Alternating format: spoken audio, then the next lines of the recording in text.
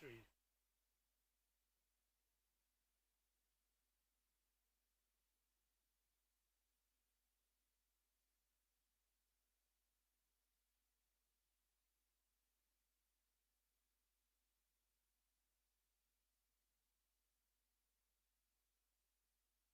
Three, two, ready?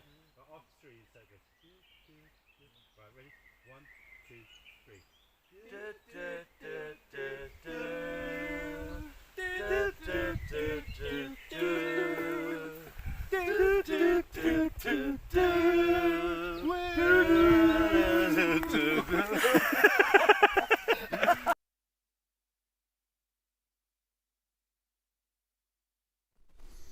Hello there, greetings. Where's my mouse? Yeah, good to be here. It's a little bit strange. I'm not sure if I'm streaming properly. I've got there's like nobody in the chat room and on YouTube.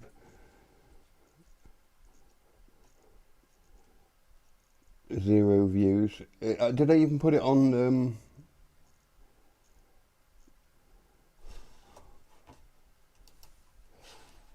Sorry, I can see I can see Cookie in the. Is the YouTube broken? Let's have a look. I mean,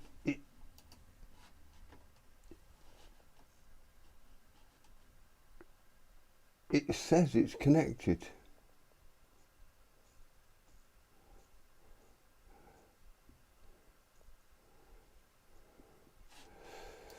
So yeah, just bear with me a little bit. I might put a little bit of background music on and sort this problem out.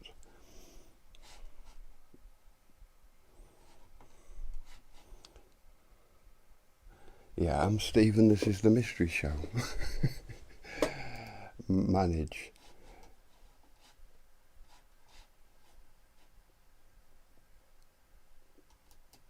Oh, it says private on there. Stupid me. Public.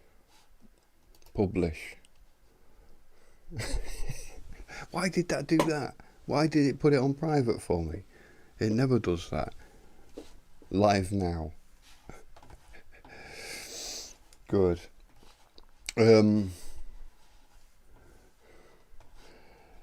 Yeah, excuse me, folks. We should be live now. We should be live. I'll tell you a little bit of the problem I have is that actually get shareable link. That's what I wanted. Finding my own stream on here is sometimes a difficult endeavour.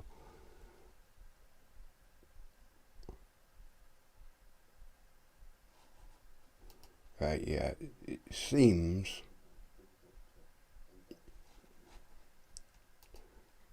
Yay. Technical difficulties, huh? I was set to private, or YouTube was set to private, and obviously it was streaming my end, but it didn't know what was going on. So excellent, we made it. Just mute that. I don't need to see myself on there. I've got it going. Okay.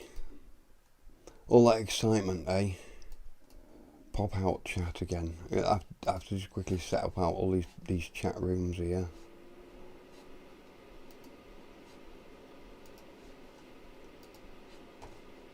What a palaver. Oh, there, yeah, that's it. We've got the. Yeah, that's the YouTube chat. Good. I'm getting organised. I'm Steve. This is the Mystery Show. Because it's a mystery to me, that's why I called it the Mystery Show. I didn't really know what to call the Mystery Show, and so the obvious choice was the Mystery Show, because I didn't even know what I was going to do on this show. And I will be talking. I'll be talking a little bit tonight about some things that are quite important to me, and I kind of wanted to wait until a few people turned up. So the best thing I could do is probably just jam a few tunes out and enjoy myself. I wanted to, I wanted to talk about. Well, to be honest, I wanted to restart the show, didn't I? I wanted to redo restart it like now, like.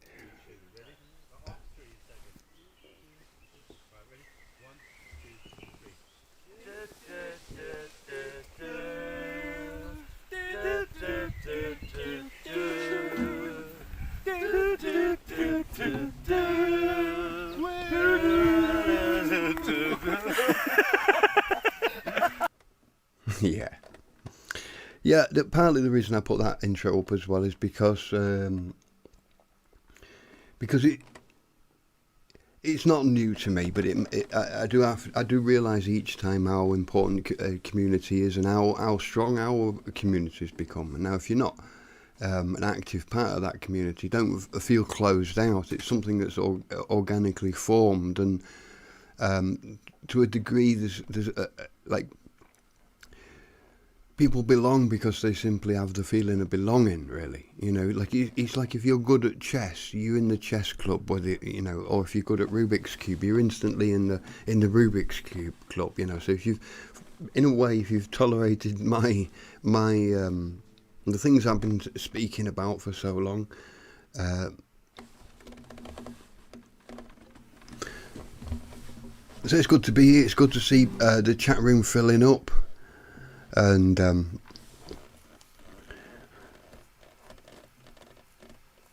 yeah, it is nice.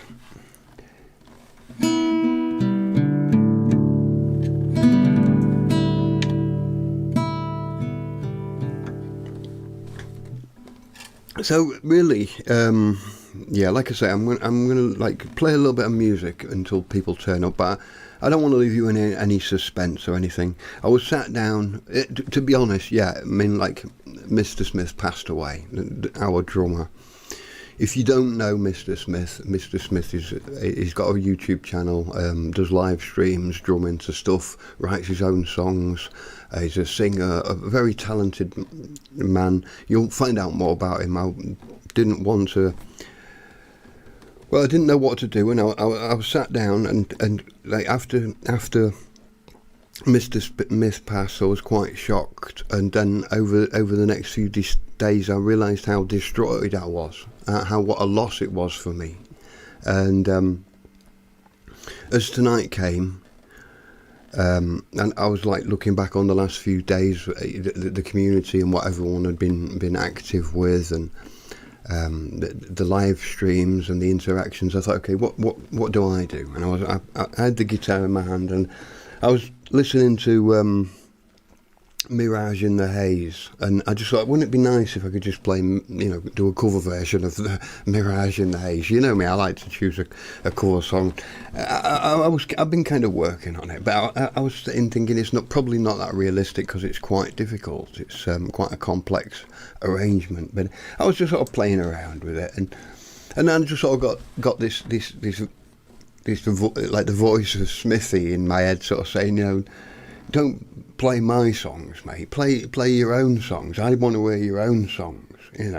We want to hear your own. We want to hear your songs, not my songs. I thought, okay, it's like fair do. I don't like making stuff about me, and it's been difficult running the mystery show because it has ended up about me. It wasn't intentionally supposed to be a show that I was, solely hosting. It was going to be something else, and a lot of it has got to do with me personally and my music and the people around me and things. And I remember Mr. Smith talking about this, the imposter syndrome and stuff, feeling that you're not good enough, you don't belong, and you just, you kind of blagging it a lot, and, and I get that and stuff, but, like, so then it was like, okay, I got this idea. Mr. Smith would say to me, play one. I want to hear one of your songs, mate. We want to hear one of your songs, and Tony and Krishna and Jason, and I'd like to talk a little bit about things, about myself and my feelings towards towards people, not these, to you all. You all become so important to me. You know, what I've seen over the last few days to me seems very much like a team, very much like a community, very much like a vibe, a tribe with a vibe. So I'm going to play a tune, and because like, you know, and until a few more people come in, I didn't want to, like, sort of got nothing really intense to talk about.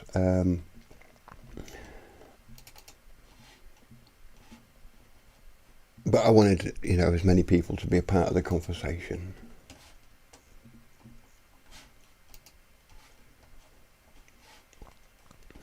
I'm looking for my... Well, that's just a blank page. What?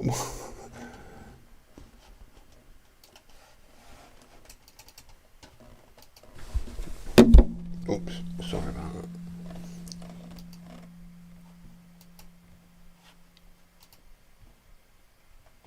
Okay, I've got my page open here, live.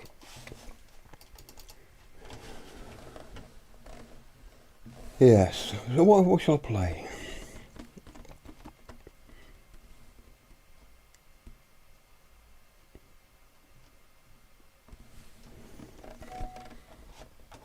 Just keep getting WhatsApps here, just turn that down.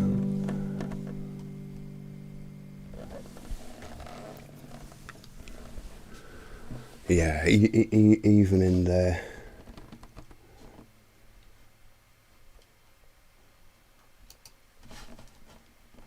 I just need something to warm up, really, so I'm going to do Digital Battleground. Wrong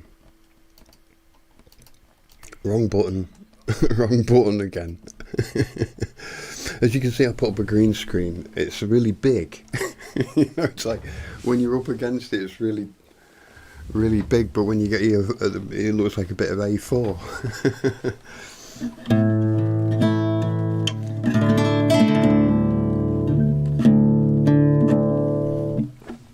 So yeah, it is this little tune.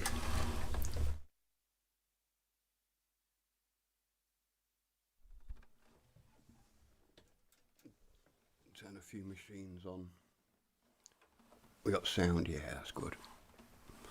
Always a bit of setting things up. This is another thing I wanted to talk about later. It is like, you know, a production team. So I'm going to play a tune, then I'll jump into the chat and...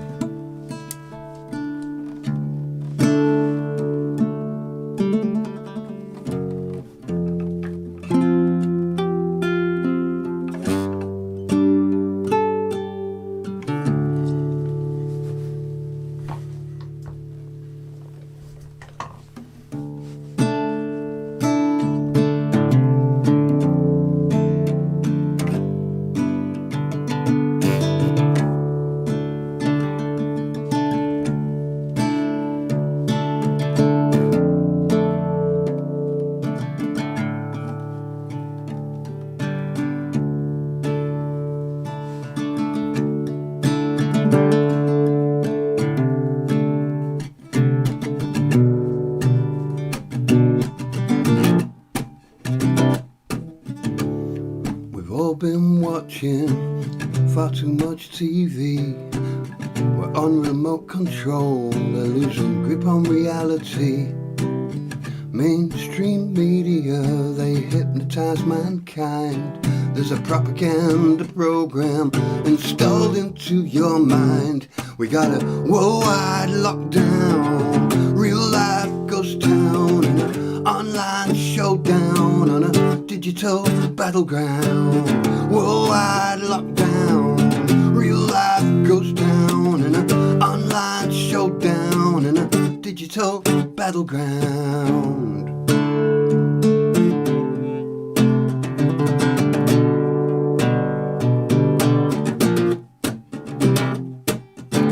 Social networks on your mobile phone can tell you your location so you feel like you're at home. Government surveillance to minimize the crime, so you'll be doing time if you don't fall in line. Worldwide lockdown, real life ghost town, and an online showdown, and an battleground, worldwide lockdown, real life ghost town, and an online showdown, and a digital battleground.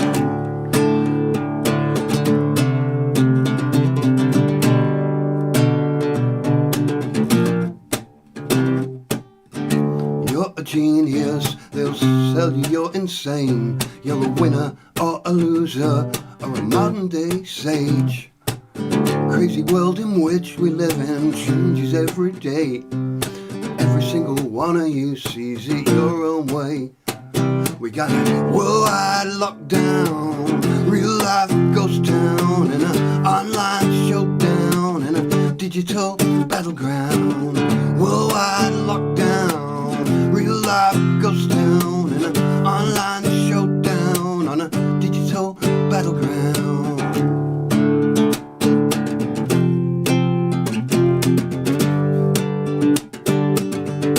Digital battleground.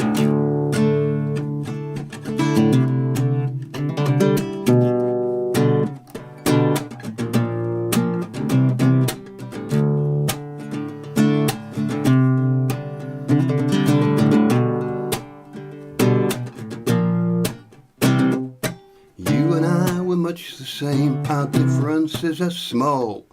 Devil's in the detail, 'cause we end up fighting wars. In a digital environment, the final battleground. Get lost in false perception, now look at what you found. We got a worldwide lockdown, real life ghost town, and an online showdown, and a digital battleground. Worldwide lockdown, real life ghost town, and an online showdown on a digital battleground.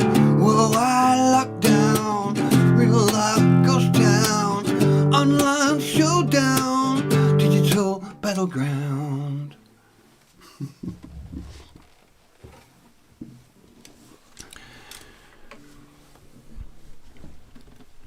Yes, it's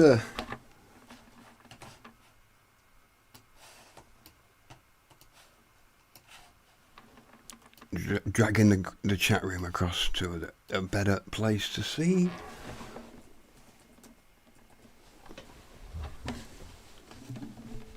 So yeah, word Roberto, good to see you, mate. Hey up Cookie, hi there Nits, good to see you, mate. And the Brev Christ, hello there, good to see you. What does good to see you stand for? Good to GTSY. Yeah, but I get that. I sometimes, what you want about gutsy? I'm not gutsy. Yeah. Hello there, Mascara Snake. Hello there, Rick. I'm tempted to say Titty Ricky. I don't know why he's like. Hello, Pete. Good to see you, mate. Good evening. Hello there, Rob. Not Dr. Robert. Good, and if you're silent observers, time travellers, government agents. Oh, hello there, Joseph.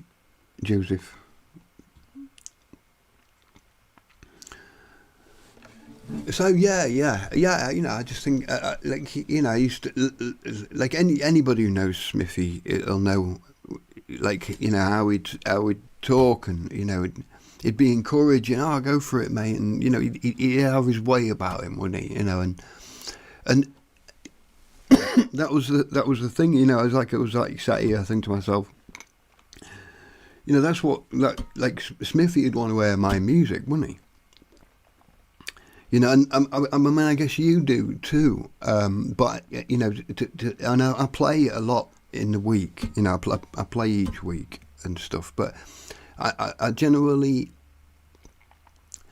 there's a certain level of it where it became kind of sacred.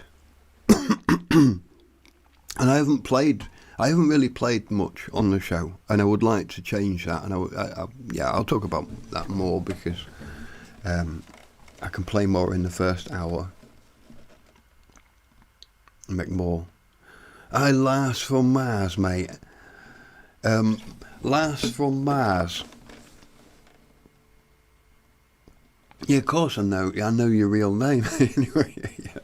Lars, happy birthday, Lars. What can I play for Lars? What song does Lars? Lars plays bass with me, and he's a talented musician. He sings, plays really good guitarist. Yeah. We've got the rock gene. I hope you will. In fact, you met like Pete and Rob and Pat met last time he was here. He played bass in the venue, the little place we was at, the little gig. So it's good to see you, Lars. I'm gonna maybe have a look at a tune.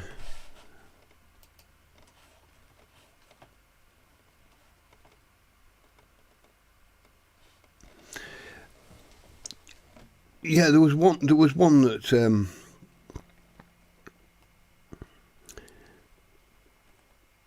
yeah, I'm going to play some songs for Smithy in a way, if I can find them. What did he like? He liked that one.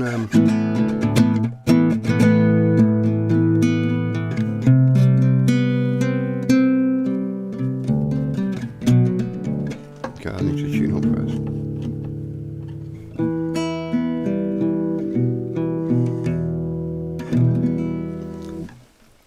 I'm not really that informed. I don't feel, but sometimes when it's like, oh, that's the best you've ever done, you know what I mean? But I've done my arm in a bit. I've been crying, and my voice is broken a bit, and because of Smithy.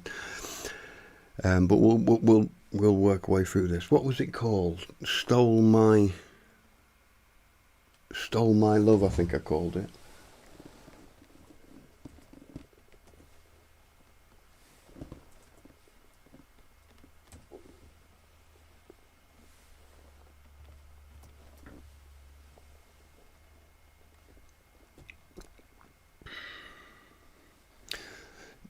The reason why I called the show "In Search of the Missing Something" I'll reveal later. It's actually the title of an album that I made. So this is called "Stole My Love," and I remember Smithy liked it, and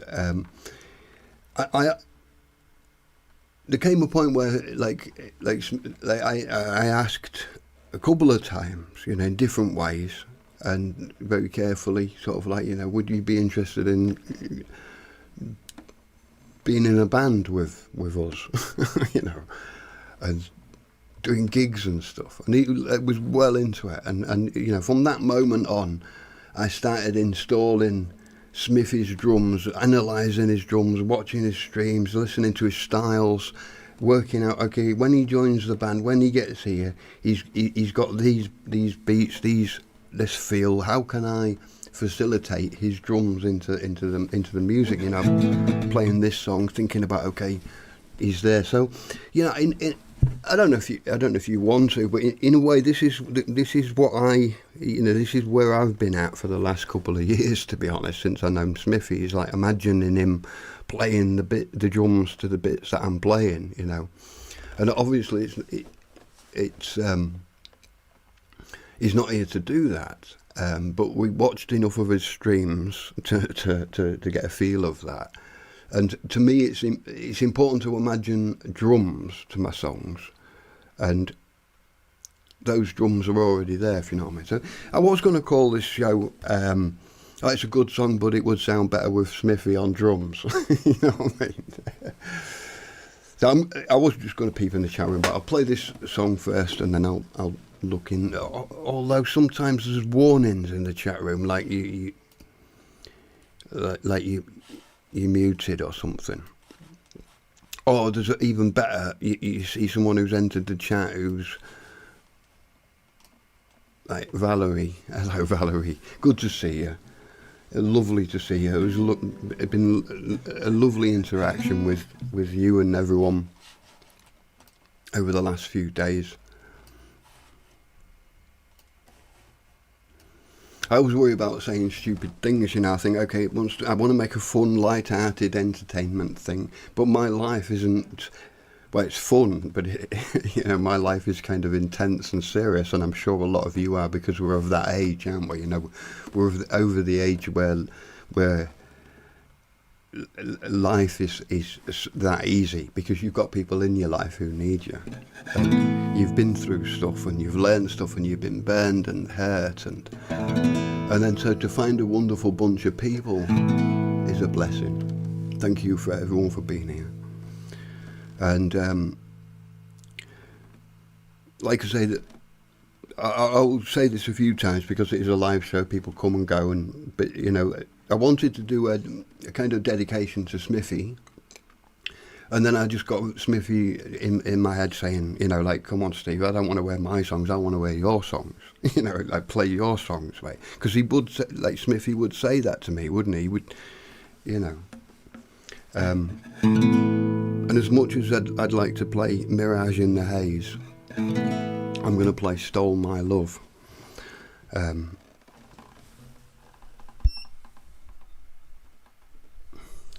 Thanks, Valerie. It means a lot.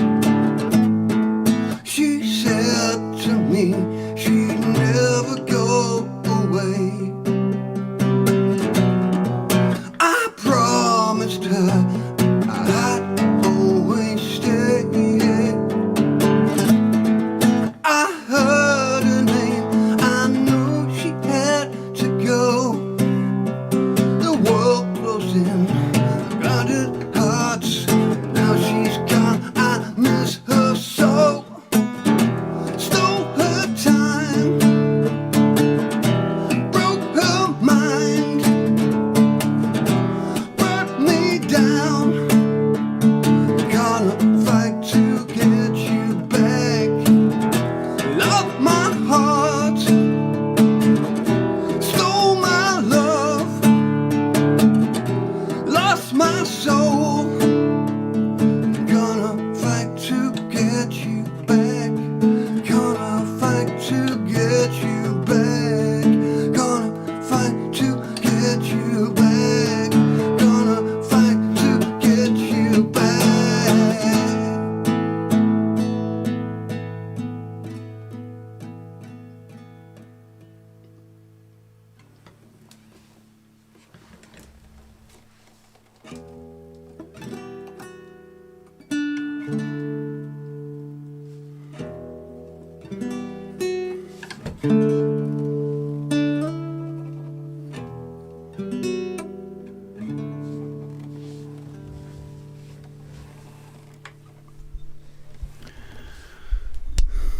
Yeah. There's some lovely tom-toms with like with loads of echo, like delays and dum dum dum bum bum bum. Really good sort of opportunity for drums. You know, I know I'm talking about drums, and I know I said before, you know, imagine Smithy playing these drums because I do, you know, and unfortunately that opportunity is not there. But I am thankful to have, rather than just have a drum machine in my heart or my own beats or my own things, to actually have somebody, you know, there that and also someone you can relate to. I mean, you know Smithy, you know his drums, you know his drumming, so you know what kind of drumming I like. So imagine the drum. This was something I wanted to talk about, and I'll just cut onto it briefly. It's like, and Valerie will know this as well, and other musicians. It's like when you're in the studio, like say you make a demo and you go into a studio and you play it to a producer. The producer doesn't listen. He doesn't say, I don't like that. You know, like for starters, you know, the producer's job is not to judge the song, like the style of song. He said, I don't like punk. You know, it can be, obviously, a producer will generally like to produce a certain sound that he's used to. You know, rock producers produce rock, and generally you'll find a producer. But the producer's job isn't to necessarily judge the song as a whole. You know, like the producer is somebody who creates a product out of the thing. So the idea is he's like listening and he's thinking, okay, how does that need to be better? How does it need to be better? He's like, they've brought a demo in, and obviously the demo is not the finished version for many reasons, for technical reasons, for the fact that it's still in a writing process, and it needs to be listened to with different ears. Now, often when I play my music to my normal people, they'll be like, oh yeah, the guitar's not very loud, or, you know, this, and they'll be pointing things out that a producer wouldn't point out because that's his job to do later. He's looking for the potential of a song. He's looking for things that could be maybe changed. You know, it's not about not being critical, but it's not about using your own musical taste on a song. You know, if there's a roll that technically doesn't work on a drum roll and a bass guitar that not obviously technically not together, the band would have to fight really hard against the producer to say, okay, we want it like that. And the producers might just say, well, I don't want my name on the album if it's going to sound like that. You know, so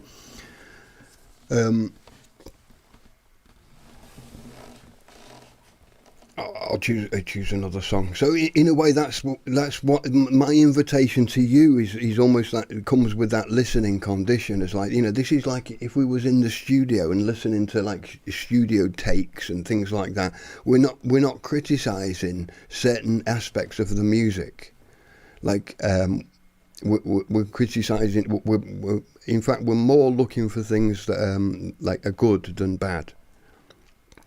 But anything that upsets a song, you know, so this is the thing, if anyone wants to, like, you know, give me their opinions on songs, it's fine. You know, and I like people to tell me what they think of the songs.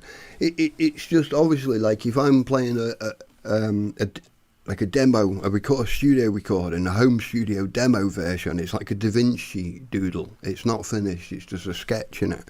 And it's missing something. We're getting to the title now. It's missing something. It's missing people who can play the pieces. It's missing practice. It's missing production. It's missing the final polish before everyone sort of like, you know, and so in between times, musicians are very lonely without an audience. You know, we're just trying to create a love machine.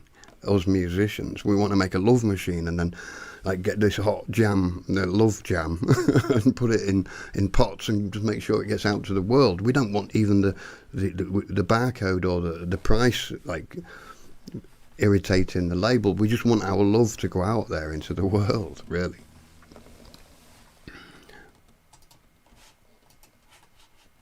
I'm going to play this little tune. This is an odd one. Never been sure. I've always thought to myself, I'm going to ask Smithy what to do with this beat, because it's weird, a bit kind of odd, but it doesn't need to be. I don't even know if I'm playing it odd.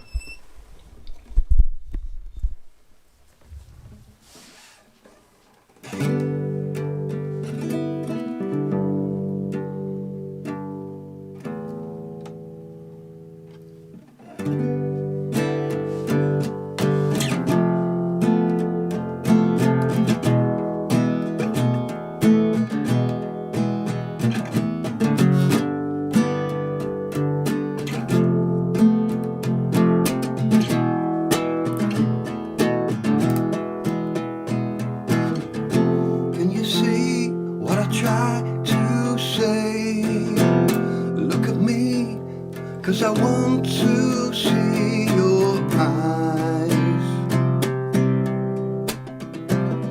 In the light, I can see your face.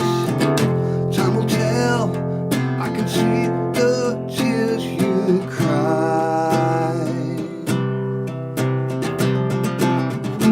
Getting on, running on and on, holding on to the things we love to share. Feel the pain, feel the heavy load.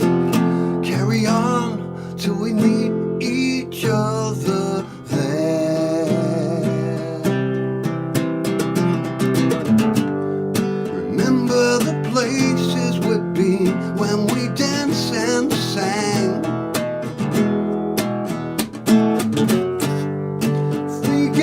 Higher than we've ever been.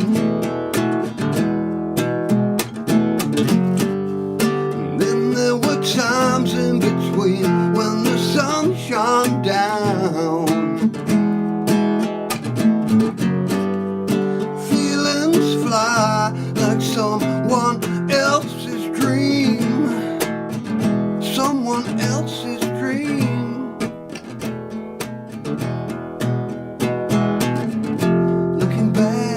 On a memory, on a day where we lost our way in life. Closing down like an old machine, coming round to reality of time. Remember the places we've been when we danced and sang. We got higher than we've ever been. Then there were times in between when we danced and sang. We got high, someone else's dream. Someone else's dream. Got a key, but I find no door. Is it me? Has the whole world simply changed?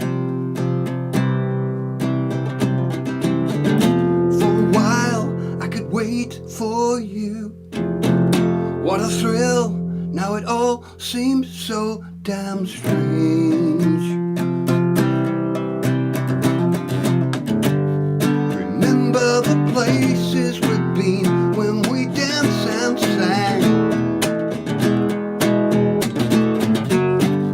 Yeah, we got higher than we ever been. And then there were times in between when the sun shone down. Feelings fly like someone else's dream. Feelings fly like someone else's dream. Feelings fly like someone else's dream. Someone else's dream.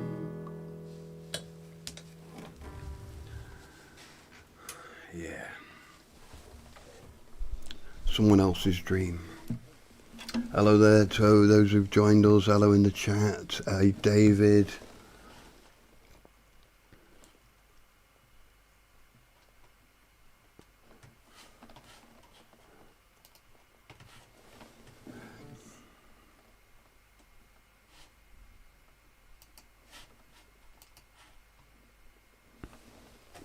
I don't know if I've ever done this one, or maybe I have, but it's really difficult.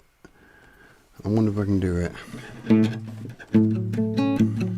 I might just stop halfway through. You know, this is it. We're in the studio. I'm just sort of like, you know, the thing as well is like, you know, this isn't the finished kind of product. This is us having fun and you know, like, here's the songs that we could do something with. You know, which ones do you like? Which ones shall we get on stage? Which ones shall we get drums and bass going with? You know, and your opinions matter to me as well. You know, if you say to me, "Oh yeah, you need to get that one on stage, Steve," that's it. Because to me, I think we're all involved in the process. You know, like, you're a part of my life and you're a part of my song. So why not take a part in the process as well? You know, in the studio process. You know, normally a band will go into solitude in the studio, but we've got a different situation here.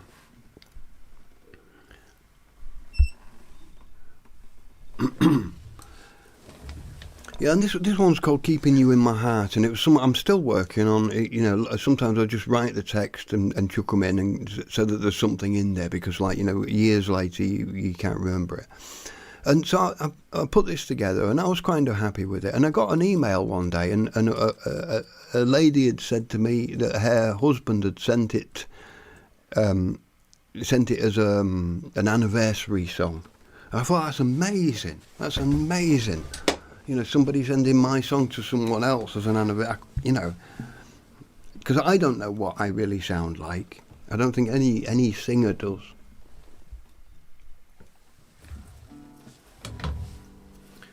How's the camera angles and everything? Let's have a quick check that, because if I remember right, I need to just put that across a little bit there. Put that across a little bit there. Yeah, so this one's called "Keeping You in My Heart."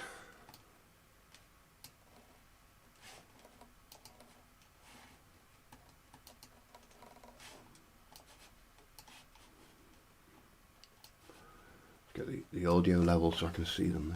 Look a little bit low. Are the audio levels low?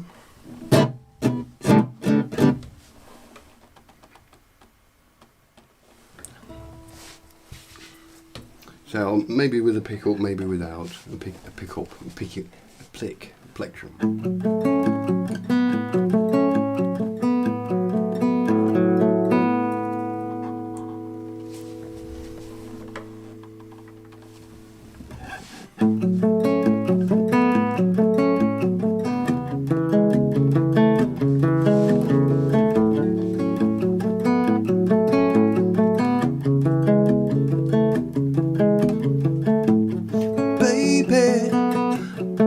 I wanna be with you forevermore.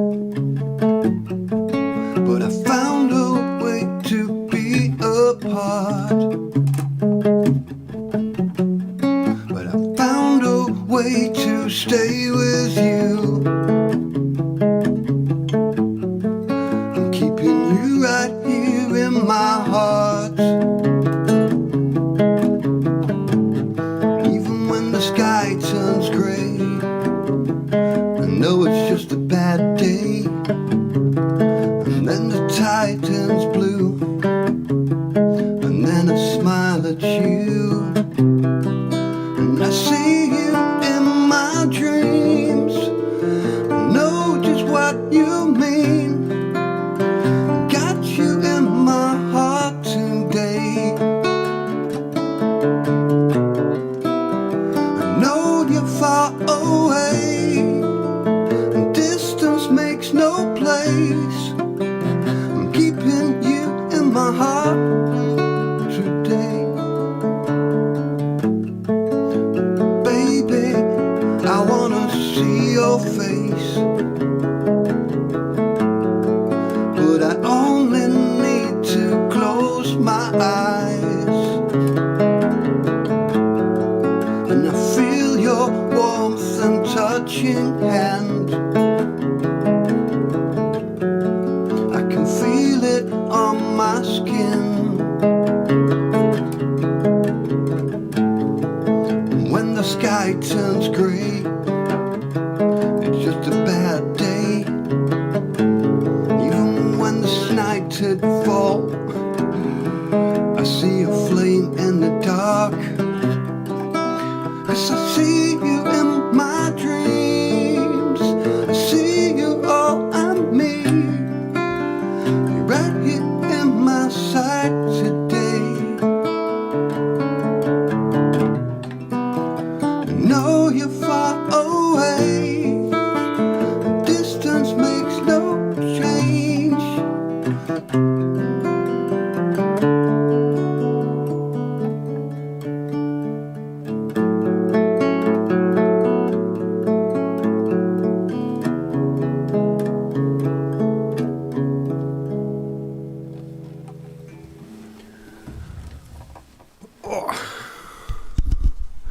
I got on that.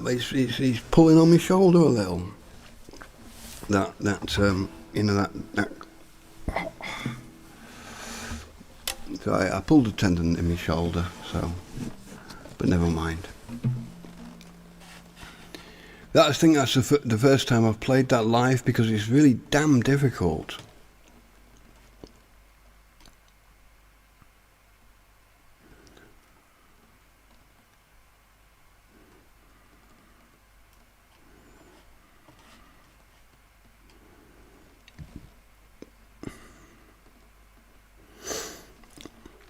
So I was doing this been through hell thing, and I was like working on the because there's like, you know, if there's a text bit that I don't like too much, I'll try and change it, and or if it's like it kind of loses something at a certain point. Hi, Jimmy, good to see you, mate. I mean, have I said hello, Nidsud? Dustin and Rick. I've said hello, Rick, and Pete, and Snake, Roberto, Word. Yeah, good to see everyone in the chat room.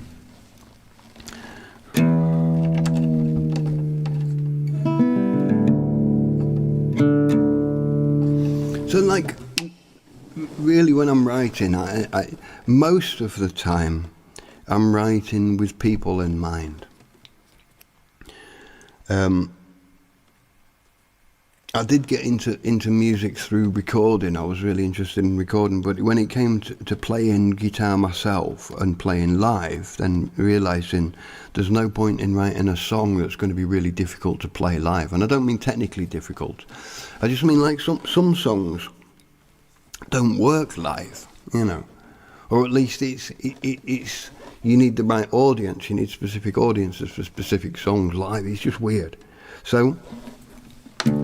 I've always tried to then write with musicians in mind. You know, my brother plays harmonica, and my other brother plays guitar, and you know, we were kind of musical brothers. And I often write with my brothers in mind, and bass players with Lars in mind, with Seath in mind, with other, you know, with different people who, like, you know, who Zaluni, who's been on this on here. I don't know where Zaluni's been lately. I might send him a message, see if he's all right. But Zaluni might be just sitting back and listening. But he's a bass player of my, of mine. I own him. But yeah, like I say, to me, the songs that I've always been playing on the Mystery Show are written to be played with other people.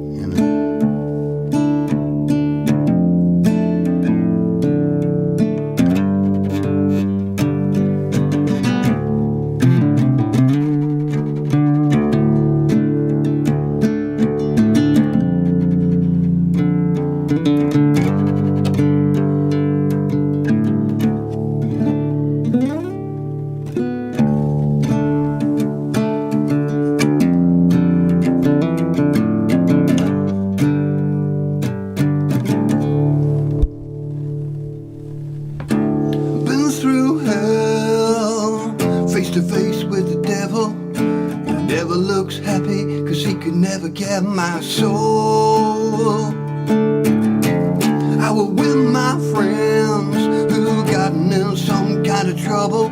And fate too bad, he just don't deserve.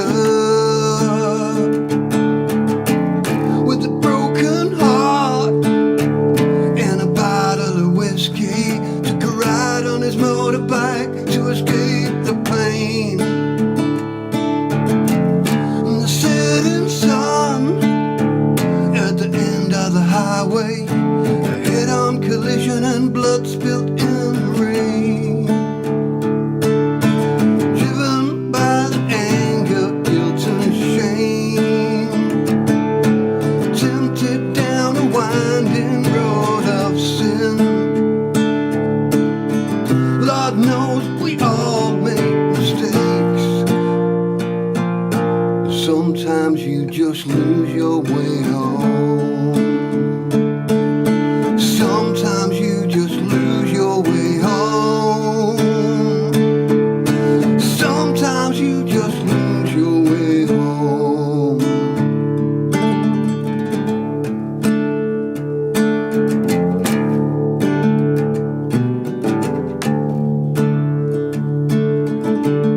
A sleepless night and a head full of sorrow. Took a couple of pills with a glass of wine. In a silent room, no voice, no conversation. She smoked another cigarette with the devil to kill the time. She worked so hard on a social status with a six-figure income and a team that runs a show. In a perfect house, in an ideal location, in a swimming pool, floating all alone. Driven, envy, loneliness and pride, tempted down a winding road of sin. Lord knows we all got what it takes. And sometimes you just lose your way home. Sometimes you just lose your way home. Sometimes you just lose your way home. Sometimes you just lose your way home. You know, life is so much bigger, strong enough to make it through. Together we can be stronger. We can walk each other home. We can walk each other home. We can walk each other home. We can walk each other home.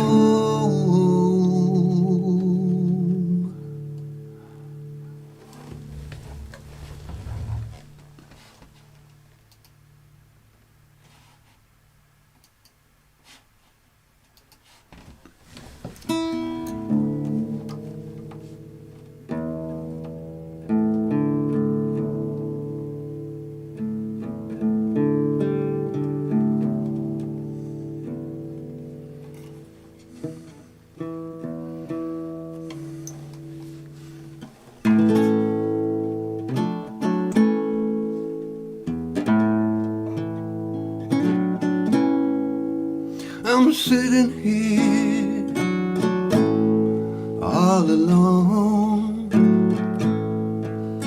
The lights are low, I got my eyes closed, and there's nowhere else in this whole wide world that I'd rather be.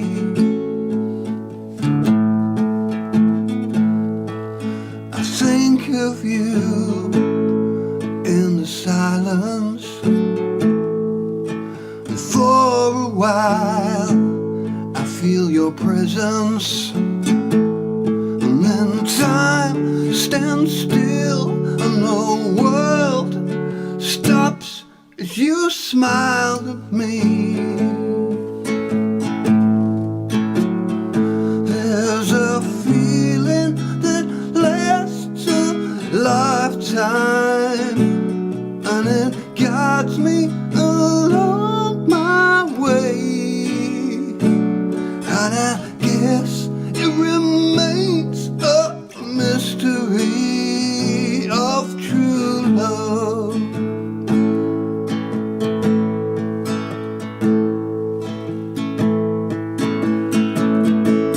The heart of the city, the people are busy the whole day through. A million little moments, but they just don't notice how beautiful, wonderful.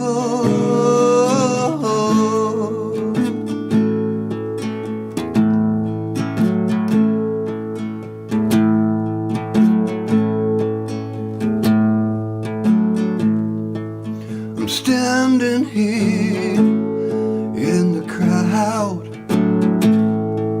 The people talk and laugh and shout. No matter what they say, the words you whisper to me,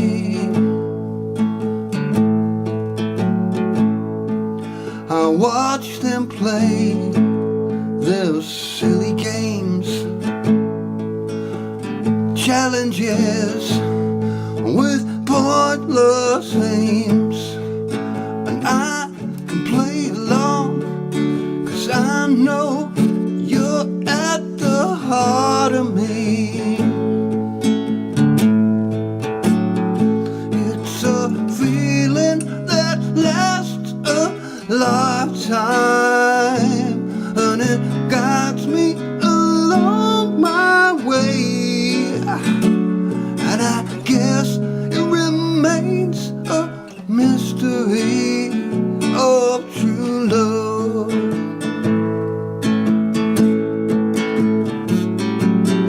Driving round in circles, going to the workplace and vacation too.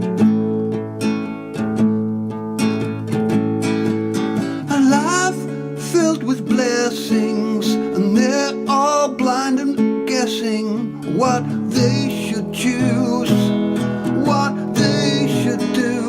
Oh, oh,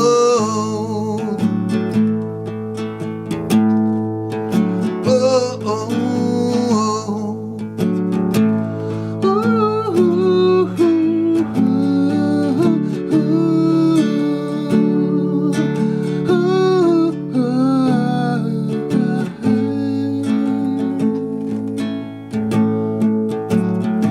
it's a feeling that lasts a lifetime, and it guides me along my way,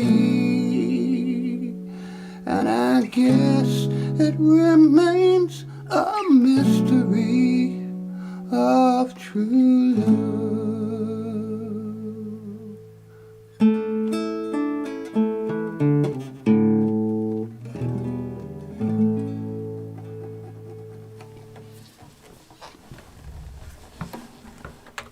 So yeah, that was another song by me. In fact, all the songs I played tonight are by me. That one's called The Mystery of Love. It's a recent tune. And I thought it was about time that I write sort of a classic blues song. You know, I'm really pleased with it, and it's fitting. And another reason why I haven't played any covers yet tonight is because of this copyright strikes thing, and it's like fighting. It's like going uphill, you know. And just the voice within me just says, you know, like, my power is with my own music. As much as I'd like to, you know, play other people's songs, I don't have the copyrights really. And I'm tempted to play a bit of Black Sabbath. I'm tempted to play a bit of Led Zeppelin, or, you know, George Michael, or all sorts. You know, I mean, okay, Rob's got me into George Michael, but I'll get into that later. So I'll go ahead without much madness and just play one more little tune. It's something that's quiet because it's over the time, isn't it? Well, I don't know. This one. This one's like, all of these songs are written usually like for the future. Like, all songs are written for the future, you know, really, because you go in the studio. Sometimes the song's written and it takes a year to produce, and then it's out in the, you know. So at some point I started to think, right, rather than writing a song for today, write either timeless songs or try and work out like how much ahead of time am I, you know, because to be honest, in the 90s I wrote a lot of songs that I knew weren't going to reach an audience in the 90s because of the lyrics, because of the way they were more from the 70s. And I think that the songs that I wrote in the 90s for the future are maybe more fitting for these days now. Just above that said. I'm sharing this with you, and you know, it sometimes sounds like I'm being maybe pretentious about my own music or something, but if you haven't got a label, it's kind of hard to not talk about yourself as a musician, and this is, you know, I'm sure. So this is a song called Turn to Me, and I wrote it because it's like in really difficult times you don't know who to turn to. And I just started thinking, well, I'm not always the best person to turn to, but you can. You know what I mean? I'm not always you know, sometimes I need someone to turn to, and I do, and the people there, and then, you know, and so I wrote this song with that in mind, that, you know, like, it's nice to be there for each other, and it's nice to know that, you know, like sometimes when I'm like down on the floor, you know, like feeling really bad, there's still stuff I can do for other people, but maybe they're not asking because they're seeing I'm like maybe busy or whatever. And so this song is sort of like, you know, even if like you're not sure, you can turn to me, you know.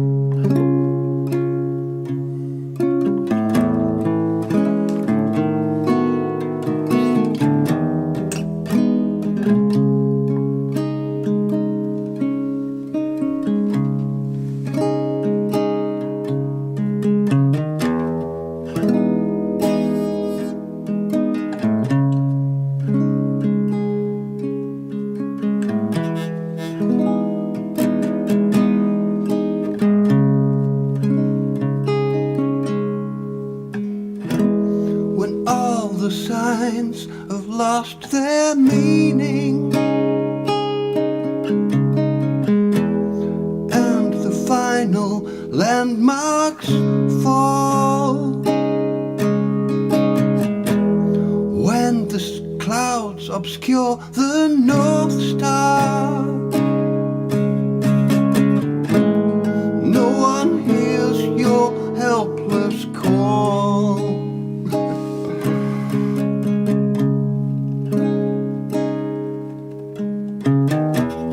When the daylight turns to nighttime,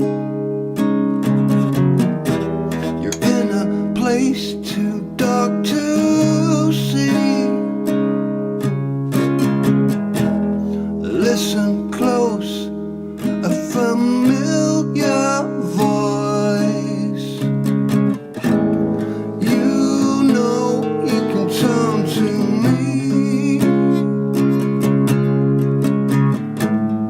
You know you can turn to me. You know you can turn to me.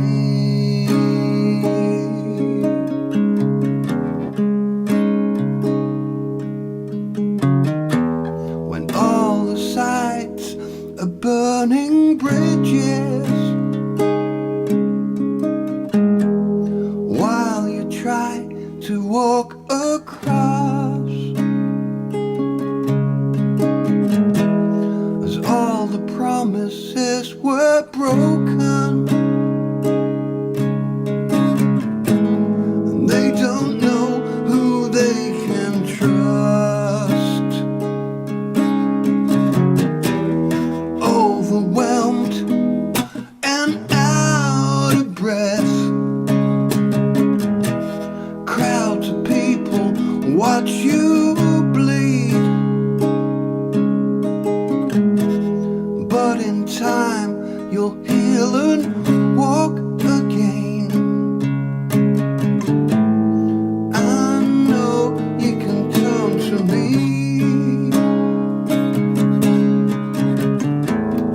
I know you can turn to me.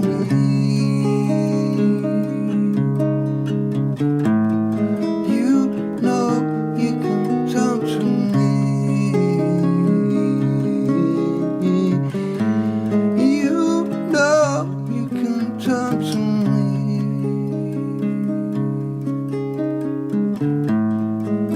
You know you can turn to me.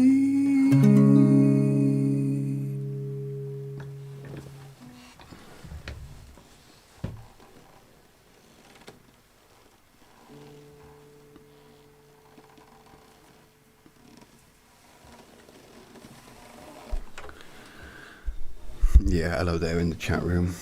Bass baritone. It's bass baritone. A bass baritone. Boom, boom, boom. I've got another one. We can still do another little tune here. Because I was working on it. What's it called? Our Lives.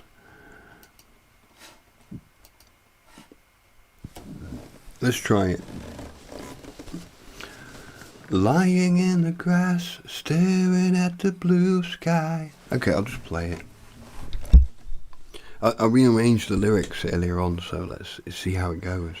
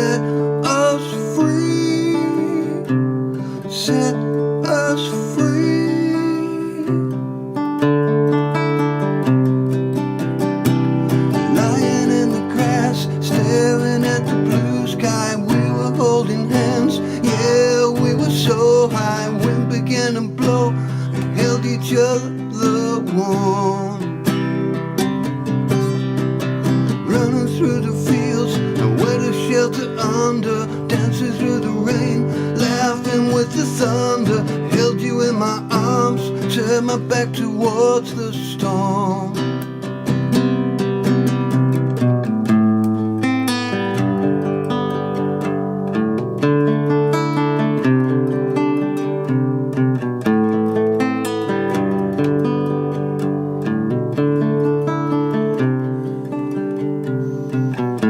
Your eyes reflecting me, your voice, each word I see, your world, a golden key. This time it's eternity, eternity, eternity. Lying in the grass, staring at the blue sky, we were holding hands, yeah, we were so high. Wind began to blow, we held each other warm. Running through the fields, nowhere to shelter under, dancing through the rain, laughing with the thunder. You in my arms, turned my back against the storm. We were lying in the grass, staring at the blue sky. We were holding hands, yeah, we were so high. We began to blow, we held each other warm.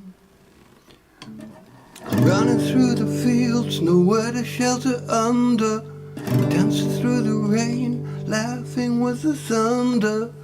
I held you in my arms and turned my back towards the storm.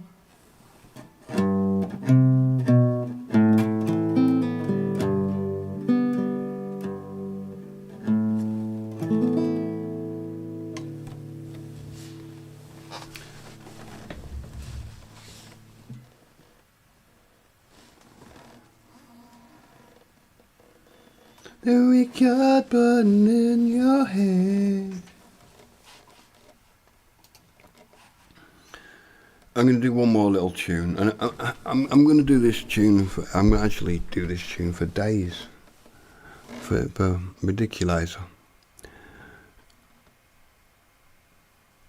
And for everyone as well, you know, but Daisy likes this one, I like this one, I'm going to play this one if I can find it on the list.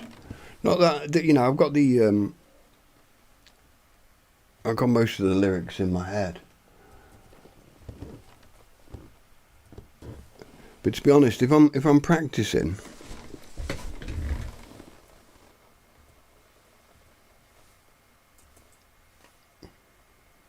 what am I pressing? Change.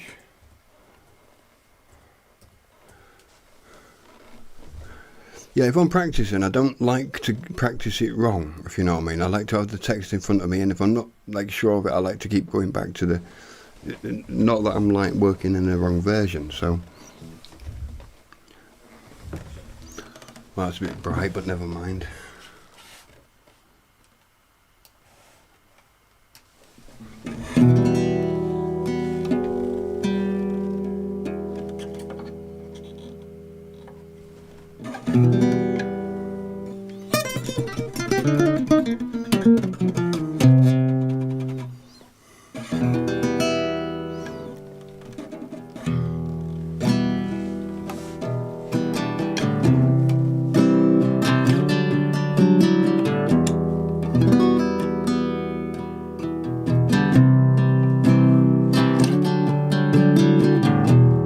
Talking about our lives, when we reach the answers, they're not so nice.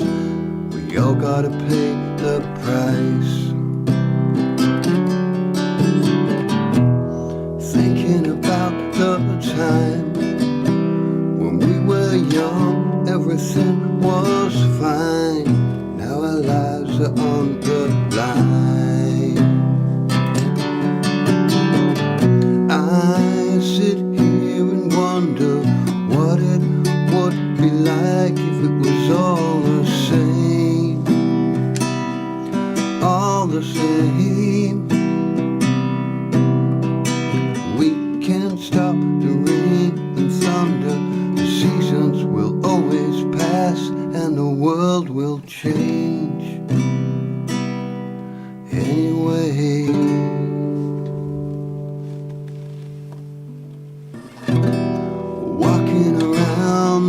town, a place where we used to fool around, and now it's all torn down. Singing a favorite song, tune that I have not heard for such a long, long time, never left my mind. I sit here and wonder what it would be like if it was all the same, all the same. We can't stop the rain and thunder, the seasons will always pass and the world will change anyway.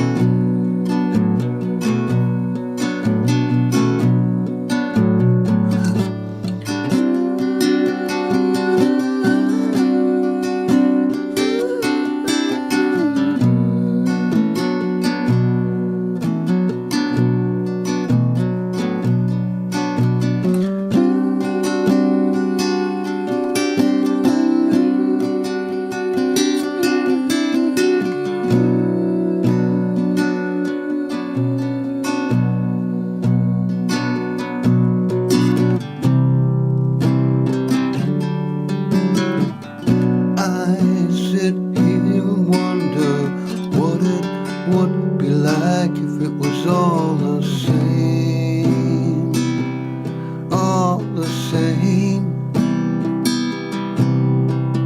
We can't stop the rain and thunder, the seasons will always pass and the world will change anyway.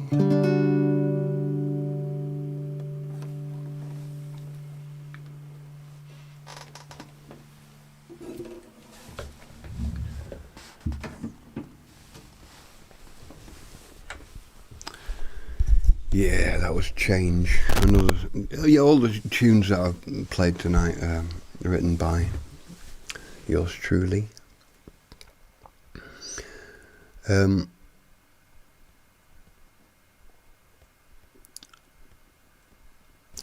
It's not. None of it's finished. This is like, it's not like you know, it's finished, but it's not like it's not finished until it's released to the world. And yeah, you're welcome in the chat. Cheers, thanks, chat. I'm got that on the other screen over there. I'll move that across there. Get that chat up as well, because I noticed Strong House is in there. Did I say hello to Strong House? But I know Strong House is there. Strong House.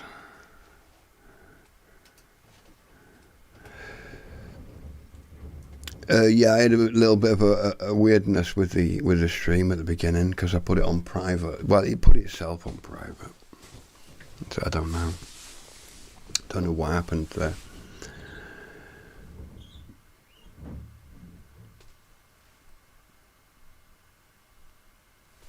Oh yeah, I'm reading Rumble, and we're on YouTube. Yeah, we've got a load of chat on YouTube there, but I can't. That's weird.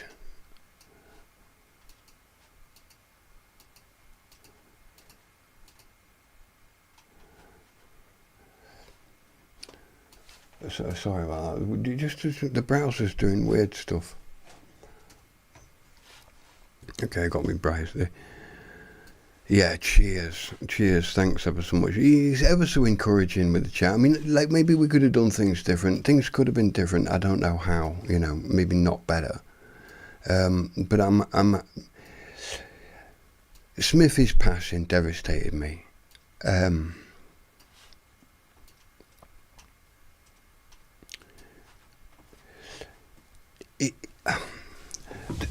To be honest, like I say, I planned to meet up with.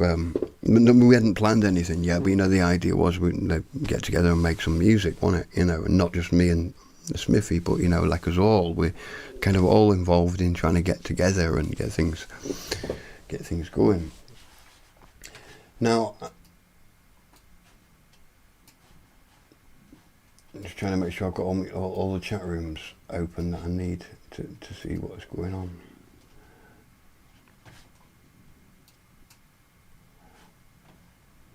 So you know, I was thinking to myself, yeah, I'm doing the mystery show. Why did I do that? Why did I start the mystery show? Let's just have a look at that for starters.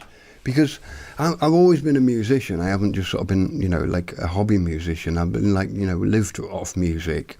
Although there's nothing wrong with having a hobby. I don't think the word hobby makes something like any less. In fact, you could be a better hobby musician than a lot of the musicians that are out there who are professional. So, I mean, the whole word hobby and professional doesn't... But the fact of, I guess, being professional as a musician is the kind of understanding that you've got to pay the rent with it. So, it's like music starts to become quite miserable. So, the word professional could put a taint, you know, a tarnish on things, to be honest. Oh, professional. What do you mean you have to be, you're forced to pay the rent out of the thing you love to do? Well, yeah, you know, and I think that's the hardest thing for all of us musicians. And I think when I know there's a lot of things that, this is why Mr. Smith was special to me as well, is because there's a lot of musicians out there, there's a lot of drummers out there, but as you know, in the chat room, I mean, like, Mr. Smith was a damn good drummer, and he wasn't just a drummer. He was he was interested in us. Do you know what I mean? He's interested in me. You know, in the stuff I talk about. You know, the stuff that's maybe a little bit controversial, like a little bit uneasy. He wasn't afraid to like go there, and I wasn't afraid to tell other people, but he was, you know, I've never met, like, you know, I've met people also, and I don't compare people, but, you know, like Mr. Smith was somebody, like, he was brutally honest, but absolutely kind. You know, I couldn't imagine, you know, like Mr. Smith didn't say something just to make other people feel good, or just, you know, because he worries what other people think.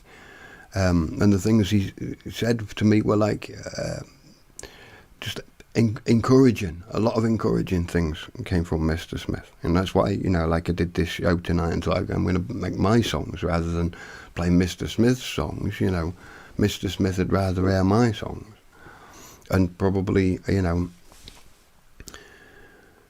I mean, that's where my power lies. But the thing is, it's not about me. The idea was to, you know, and this is the thing, like, Mr. Smith comes here with a bunch of people, whoever wants to come, and we get some of the songs together.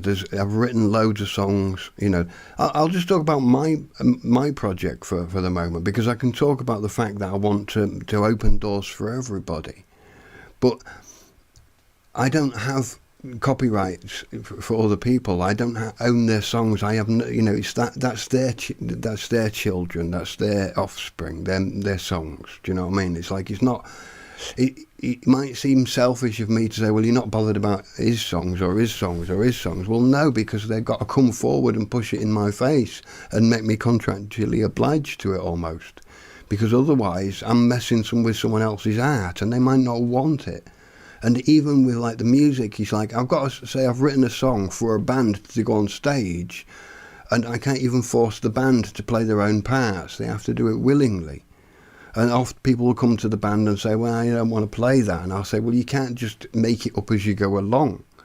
You know, you can convince me that what you're doing is better, but I've written this song. I've written the bass lines, the drum lines, the harmony lines, the vocal lines. I'm not going to break it to pieces for the sake of trying to make a song that you've written too. Do you know what I mean? There's there's a band writing process, and I think it's a bit of a dream, really, because a lot of bands, you think, oh, the whole band sat there and jammed it out together, but a lot of the time one person got the idea and brought it into the practice room, showed the guitarist the chords, and then they started it. The drummer maybe played a beat, and, you know, but generally there's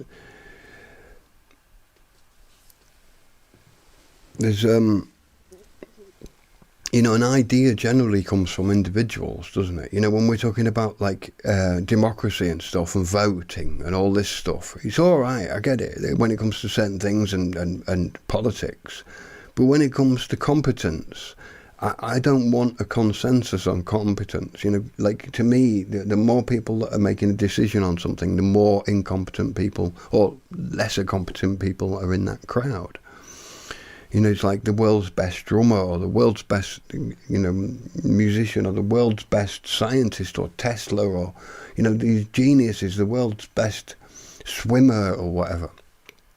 It's going to be the one, isn't it? It's not going to be there's like a 51% of the world's best whatever. So, you know, like competence and expertise comes from individualism. People will think, oh yeah, it's elitism. Not, you know, I don't know if that what that word really means, except the fact that it comes from El and Baal.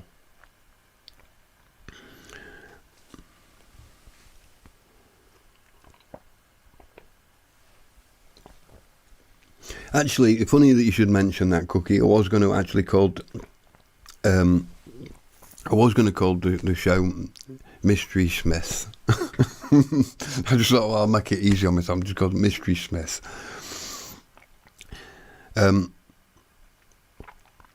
So back to this is the important part, because you're all a part of it. I see there, you know, there's Roberto there, there's Mascara Snake, there's Dustin, there's like Cookie, there's, you know, there's Roberto, there's Kitty and Paula, and, you know, you're all there. I can't list off all of the names because there's too many of them, you know. And I think you're part of my life, but how can you know what's going on? How can you know what I'm doing? You just the same as I haven't got the rights to mess with someone else's art. You don't probably have the rights to mess with mine. Do you? You know, you probably don't have the right. You probably don't know what I've got to perform or to play or whatever. And so it's not like about me. If you want to find someone else, you can find them, but I just happen to have about 1,000 songs ready to go on stage, and I can't do them on my own. And they're not finished, you know. It's not the fact that they're necessarily finished or anything, but there's just a hell of a lot of material. So the point was, is like, you know, some, like a drummer, for example, Mr. Smith, would come over. We'd work on a set list. He'd either go back or deal with some affairs, you know how it is. We've got stuff to deal with. We'd take our time. We'd maybe then do some gigging, do some concerts, play the songs live, get them oiled in, move up, see if we can go like round England and play them gigs around there, different venues. See where we can play. See if we can like polish the songs a little bit more before we go into the world's best studio, which I've got lined up, and record the thing. When that's finished, we go down to Abbey Road, because my friend Miles at Abbey Road does half-speed mastering. If you're interested in that, he's like Miles Howell from Abbey Road. I met the guy, I had a long conversation with him. He told me all about his half-speed mastering techniques. There's a really good video I've just noticed on YouTube about Miles, like as in Miles Davis. He told me his dad named him after Miles Davis, and he used to have a record shop. And Miles does the mastering for a lot of bands like Massive Attack, Portishead. I think he did Oasis. I think they probably do all of that stuff, you know. And I know that he did Massive Attack and Portishead. And if you look on the back, it'll say Half-Speed Mastering by Miles Howell. And what half-speed mastering is when you cut a record, you know how records go round and round. You spin me right round, baby, right round like a record, baby. And so it's like a cassette as well. You got a cassette, it goes, and the music's played on. And then when you get that home, the cassette plays at exactly the same speed as it was recorded. Now, if you slow down the master tape to a half speed, instead of me talking like this, it would be like me talking half as slow, and then you slow down the cassette tape, or in this case the vinyl as well. You slow both mediums down to the same speed, and then you cut the vinyl. When you put it on a normal record player, it's still the right speed, because, you know, I think you get the idea. If you don't, you probably don't need to. But it changes the frequency responses of the cutting process, and that, like he was saying that it gives a lot more, like some more mid-tones and stuff.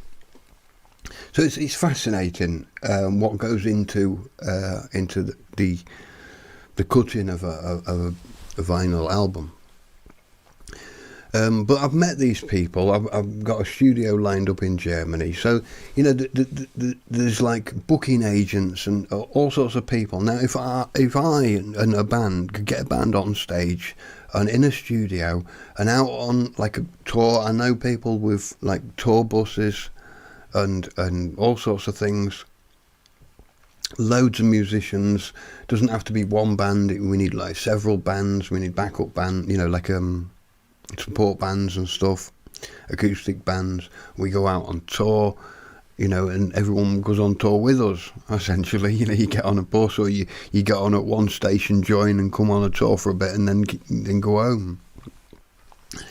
That to me would be the ideal situation. And then when that tour's done, maybe we do a bit more work and keep touring, keep trying to grow that circuit, so that the concerts, because at first obviously going to be 100, 200 people, little venues, and then hopefully if it catches on, then there'll be like 500,000 people venues.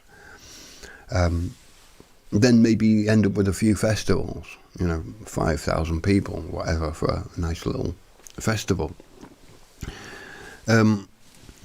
And I think, for example, for me and a small bunch of musicians, we could almost make a living off an album like that. And like, you can't really make much money off a tour. I couldn't really promise anybody like any salaries and stuff. But I did have this idea about giving people like a form of in-house currency, like with my face on it or whatever, and give it a value and say, about like, if you work for me for an hour, say you create an album cover and it's really brilliant, but you put in loads of time and effort in it, and you know that it's worth maybe $1,000 really, and I know it's worth $1,000. But there's no way that the band could pay that. You know, if we paid that, we're going to have to not go in the studio for a month later. And I'm sure we all, you know, like everybody's investing lives and energy and money. And this is the thing where, you know, it's like a matter of winning or losing. You know, like us musicians, you know, we generally just we wreck our lives to try and get that love machine working. And we're not even really the people who are that bothered. You know, we're not that bothered about fame and fortune at the end of it. You know, like, if you've been on stage, you know that it's a great sensation. But you know that once you come back off stage, and maybe you're even on your own then. Like me, you know, like, oh, I'm off. By then he's gone on with his missus and his woman, and you're like, oh, I'm just going to have a chill out in the hotel. And you're on your own. You're on your own, you know. And then you think, well, I want to go down to the bar. And you sit there and it's all too busy. People are on a totally different wavelength. You know, for musicians, that's why, you know, to one degree, I think, like in the music industry, there's a lot of people who, you know, there's a lot of fakery, you know, probably fake deaths and all sorts, just to get people out of the business and get left in peace. But at the same time, I think the rock and roll business is one of the most dangerous businesses out there. You know, it's probably more dangerous than, you know, deep sea welding or putting up power pylons or ice. It's probably more dangerous than ice. I mean, how many, you know, you get jumps and all sorts as a musician. You get electrocuted. There's a list of musicians that have, like, you know, I don't know, electrocution issue and no longer live. Hello there, Yawn. Silly Yawn. Silly Yawn videos. Good to see you.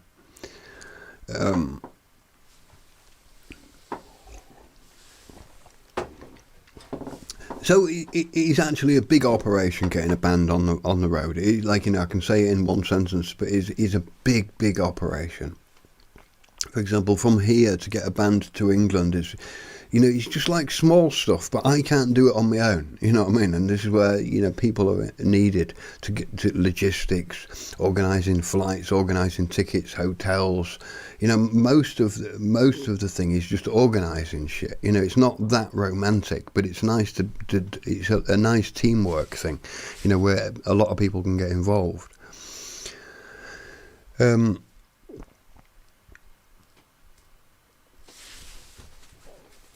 And so once that circuit, that music circuit would be then laid out, you know, these concerts here and different countries, like, you know, we've got like a circuit going through France and a circuit going through Spain, and another one going through Holland, another one going through Germany, and, you know, another one going through Gaza, you know, different circuits, and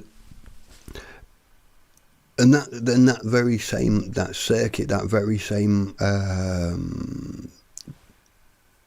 process can be applied to other bands.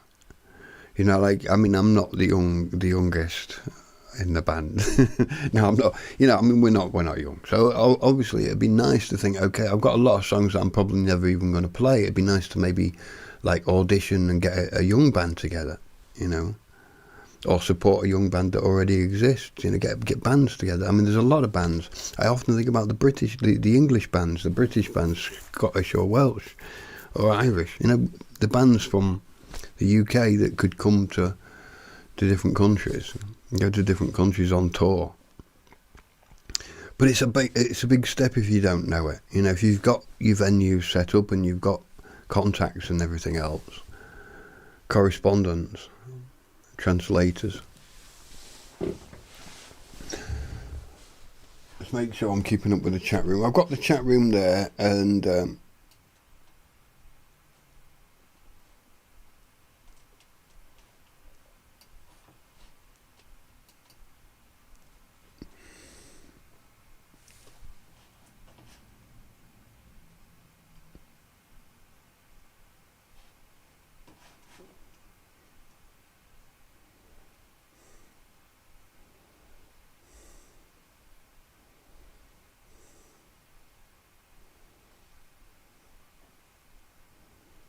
yeah, just checking up with it. So yeah. What time we got? 20. Oh, we ain't got long until 11.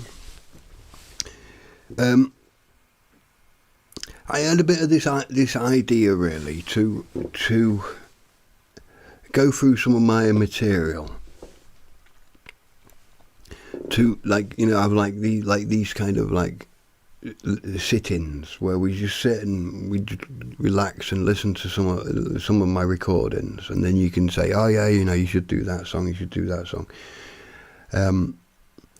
I wonder if you'd be up to that, and I wonder whether I should do that on Thursdays. You know, like for example, we sit down. I've got, say, 20 albums worth of material, and we start in a week, and then 20 weeks from now we've got them all through. And this is what I'm contemplating. You know, should I do a different, like another evening? Should I do it just a premiere thing? Do we all even want to be together to listen to an album? You know, I'd love to sit together and, you know, like, this is what, like, I got in my head. He's like, you know, Smithy would say, oh yeah, chuck them an album on. You know, even if it's unfinished, tell them it's unfinished. Tell them, you know. And I was going to play one tonight. I was just going to play, you know, an album tonight.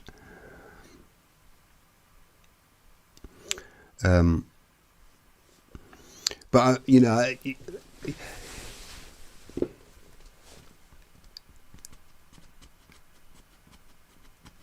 it's like, yeah, I could let an album run, but I mean, we've been going a couple of hours, so I'm probably just going to have a bit of a chat and wrap things up, because we got Kitty and Paula yesterday. It's been quite an exciting week.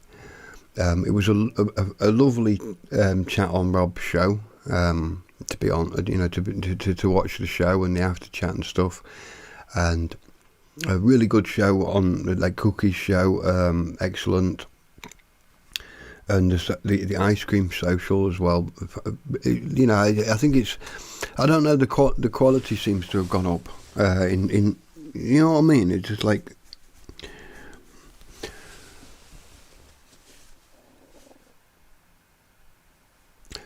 So yeah, I'm not sure when to do the album. When to, you know, there's going to be some listening conditions, and there might be a little bit of talking at the beginning and stuff. You know, where I'm sort of saying, "Oh, this bit here and there, I might want to change." A little bit of explanation about the recordings, and then probably it'd be like an hour listening to an album. And then after that, I don't know. Yeah, maybe we could, like, you know, go through bits of the album, whatever. You know, it's like, I'll go back to track 3 and have a listen to that again because that was a really good album. You know, maybe try it in a different key, or, you know, because this is the thing. I've got a body of work, and the most important thing about it is it belongs to me, like copyrights. And I'm sure you all know what that means these days. There's millions of songs on the market. None of them belong to me. The songs that I'm going to present to you belong to me. They've never been released, and they were albums that I wanted to do with people.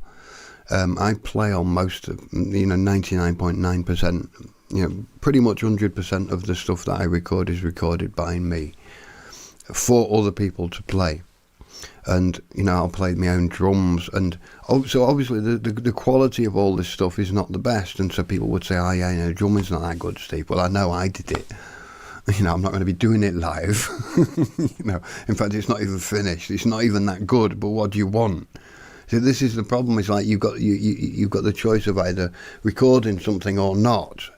And so it's like, if I was to play you the blank space that I decided to record instead of recording something that's not the best. Because that's what we're working at. It's like, that's why I wanted Smithy to come over and do all of the drums all again and sit there for days with him and work out that the entire grooves to the entire body of work, to be honest. This is another thing as well, Cookies. Like, do I put my work into the machine? This is why I've not, partly another reason why I've not done it. It's like, because it's like, in fact, the really expensive music that goes out on the market, like, I'm not allowed to even talk about it or play tracks that I've recorded to my friends. It's like so copyrighted. Obviously you do, but you're not supposed to play it to anybody. They won't even let you leave the studio with a copy sometimes, because it's like there's that much money goes into making music, whereas to mine there's a lot of time and energy and effort, but there's no big investment. I haven't got a massive loss. What I would lose if some twat went and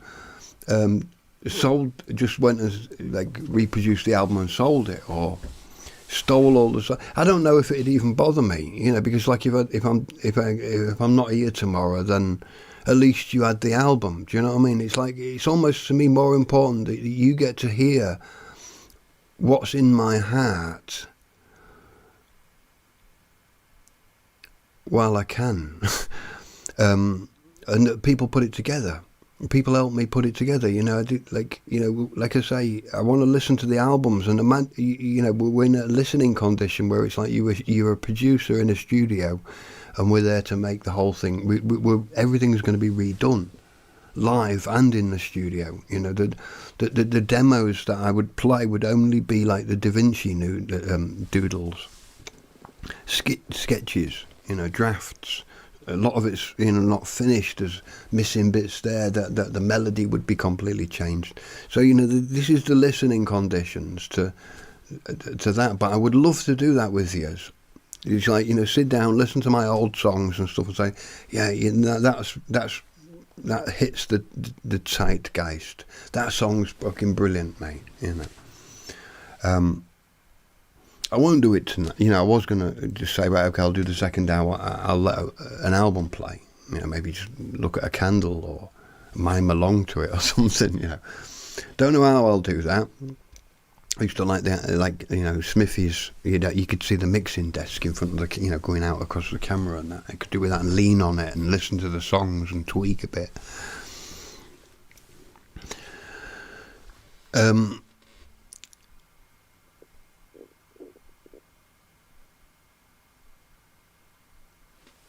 iTunes is that, or is that L-Tunes? iTunes. Yeah, like I could sell it, couldn't I? I could stick it on a platform and sell it, but then people would think that it's finished because it's on sale. And to me, it was never for sale. You know, the stuff that I want to play to you. You know, I don't even know whether I should just play it and then take it offline, so you've heard it, and then I'll give you a secret link because because we're, you know, your brothers and sisters since years. You know what I mean? And I'd like you to be involved in the process. Plus, it makes my life easier to know what other people think is good or bad. So I'm going to work on the listening conditions, you know what I mean? It's like before the album starts, there's going to be a sort of like notice, this is not finished. Do not criticise the volume levels too much, or sell it again when it pays for itself, yeah. I mean, to me, I don't mind people hearing the non-finished version. I don't think I mind people even like stealing it, if you know what I mean, like, you know, writing it. I guess it's a bit of a twatty thing if they call it their own, you know. I like to at least have a mention. But even then, I mean, I don't know if I care. You know, to me, the most important thing is I've played it and got it out there. And this is the hard thing for, you know, I'm sure this was the same for Mr. Smith. You know, it's like, you want to get your songs out into the world. You're not bothered about money and stuff like that. Of course, money is important, but the most important thing is getting the songs out to the world. So the idea of having to not put them out into the world in order to put a price on them is kind of counterproductive. You know what I mean? It's like you'd almost rather pay people to buy your album because that makes you happy. And after all, we all buy happiness in, you know, some form.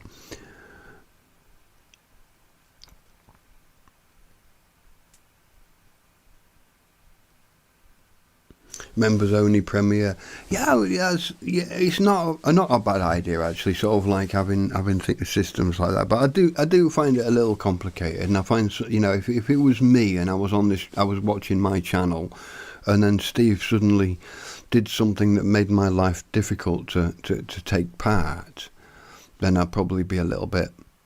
You know, like I did consider putting up a paywall so I could talk about things that you know, like conspiracy theories and stuff like that, you know, things that were sensitive.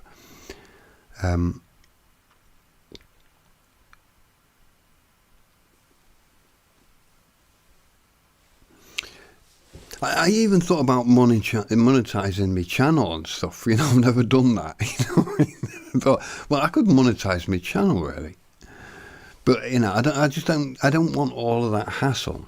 I just don't want all of that hassle, really. You know, to me, like, I'm pretty old school, so I'm still. I reckon I could still sell cassette tapes to people. To be honest, I reckon I'm a good enough salesman that I could convince people to buy a cassette player just for my album. In fact, a mate of mine in England, he's like, oh, mate of my brother's, I don't know who's mates of who, but he ordered, like, he supports bands and that, you know, like indie bands. And this band was selling a cassette, and they sent a cassette player with it. And of course, if you look on like Amazon or whatever, Temu, these different platforms, you can get like a box of 100, couldn't you? Like 100 Walkmans, you know, cheap Chinese Walkmans, for like $30 for 100 or something, because no one wants them. You know what I mean? And then you send them out to all your fans and say, well, there you go. You can even paint the thing up and that. You see, this is the thing, is if like there's a team of us that are all putting in energy and time, and someone says, oh, let's get these tape players, I'll paint them all. I'll paint the logo on there, if you want to, if you're happy, if it increases the value and stuff. Yeah. So we've got something to do. We're a team. We're getting together. You know, I think everybody can be involved in an operation. Now, I've been thinking about, like, you know, like this whole thing, to be honest, you know, I'm so grateful for Rob over the time. Of course, I'm grateful for other people. But, you know, like,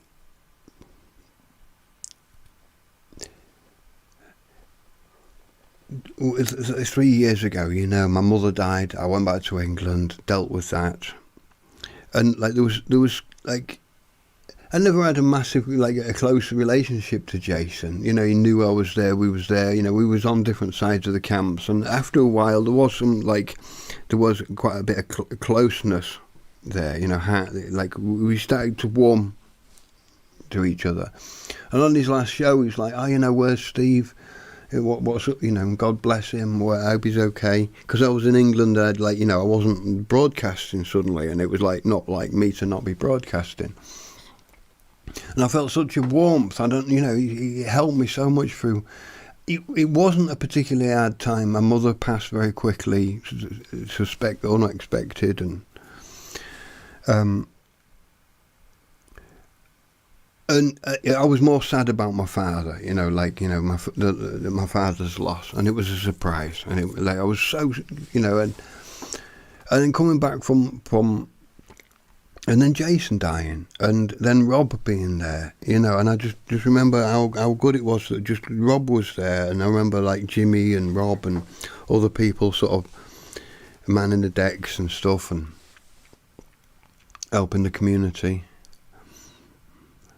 And this time as well, you know, Rob offering me to drive and do this and the other, and take, you know, like, doing the correspondence, doing the organisation and managing. If we was a rock band, and like now, I'd say, like, Rob had done a fantastic job being in that role. I don't know what you would call it, say band manager, you know, because, like, getting everybody organised or whatever. But, like, to a band manager, there's like coming up with innovations and ideas and all sorts of things, you know what I mean? And this is the thing, when we look at a band like, say, Nirvana, and Kurt Cobain, what a talented young man and stuff. Kurt Cobain had probably never managed to, like, do anything without the band members, Nirvana. And Nirvana had probably never got anywhere without someone like Rob, who could make that bridge between, you know, one world and the other, you know. Us musicians, we're not really, I don't know. I mean, years ago I used to be full of energy and young, you know, all this young energy and stuff, you know. But in my old age, facilitator, maybe, I don't know. I yeah, could be.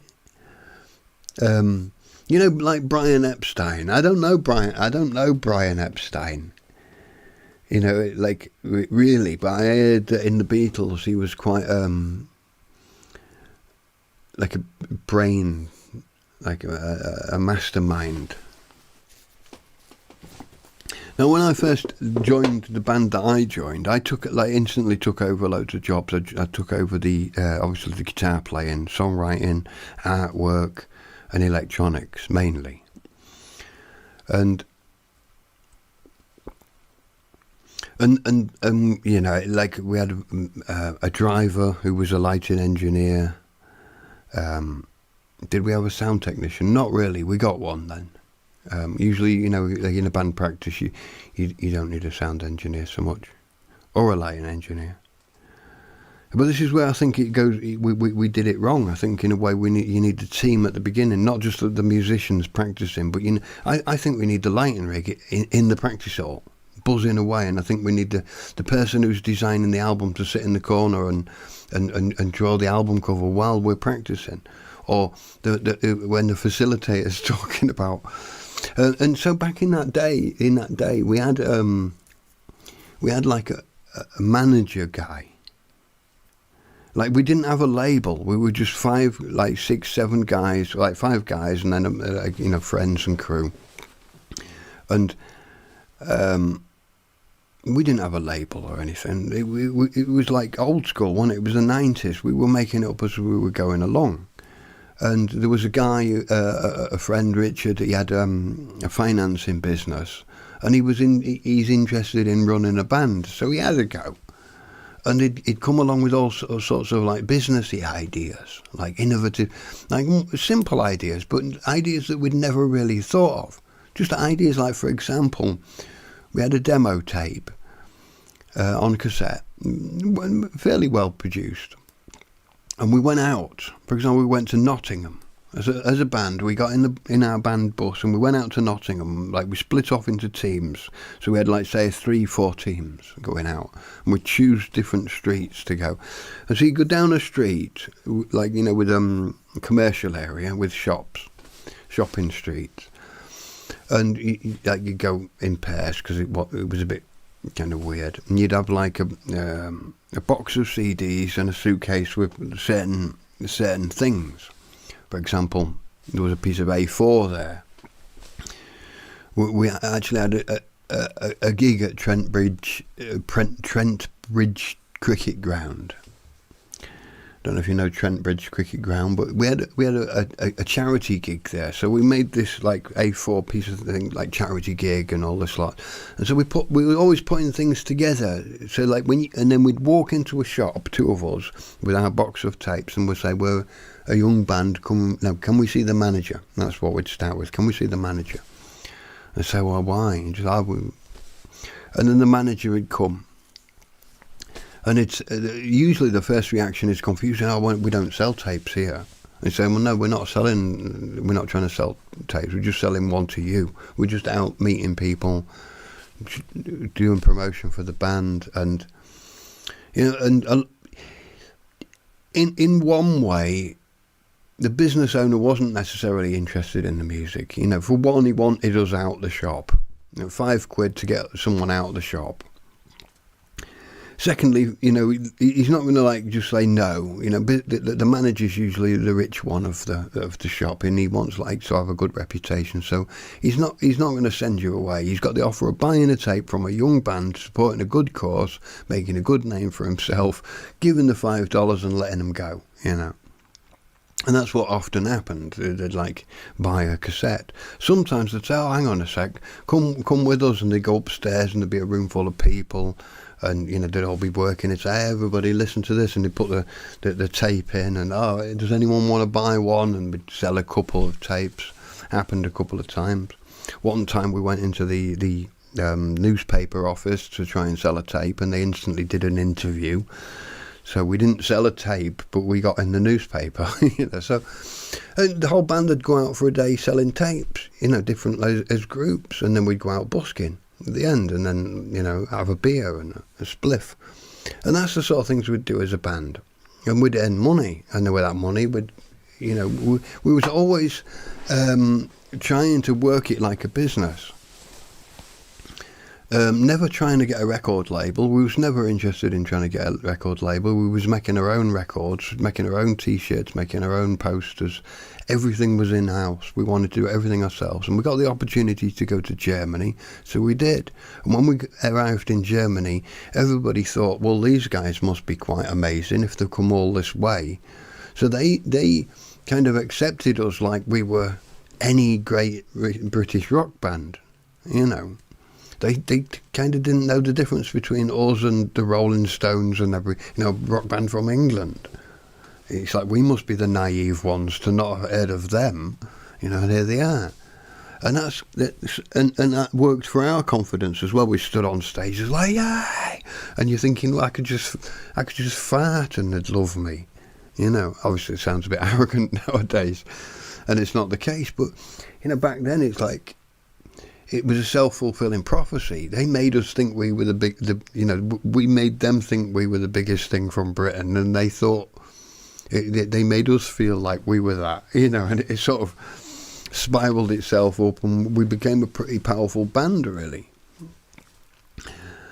And still never sold a record deal. You know, never got a record deal. We got.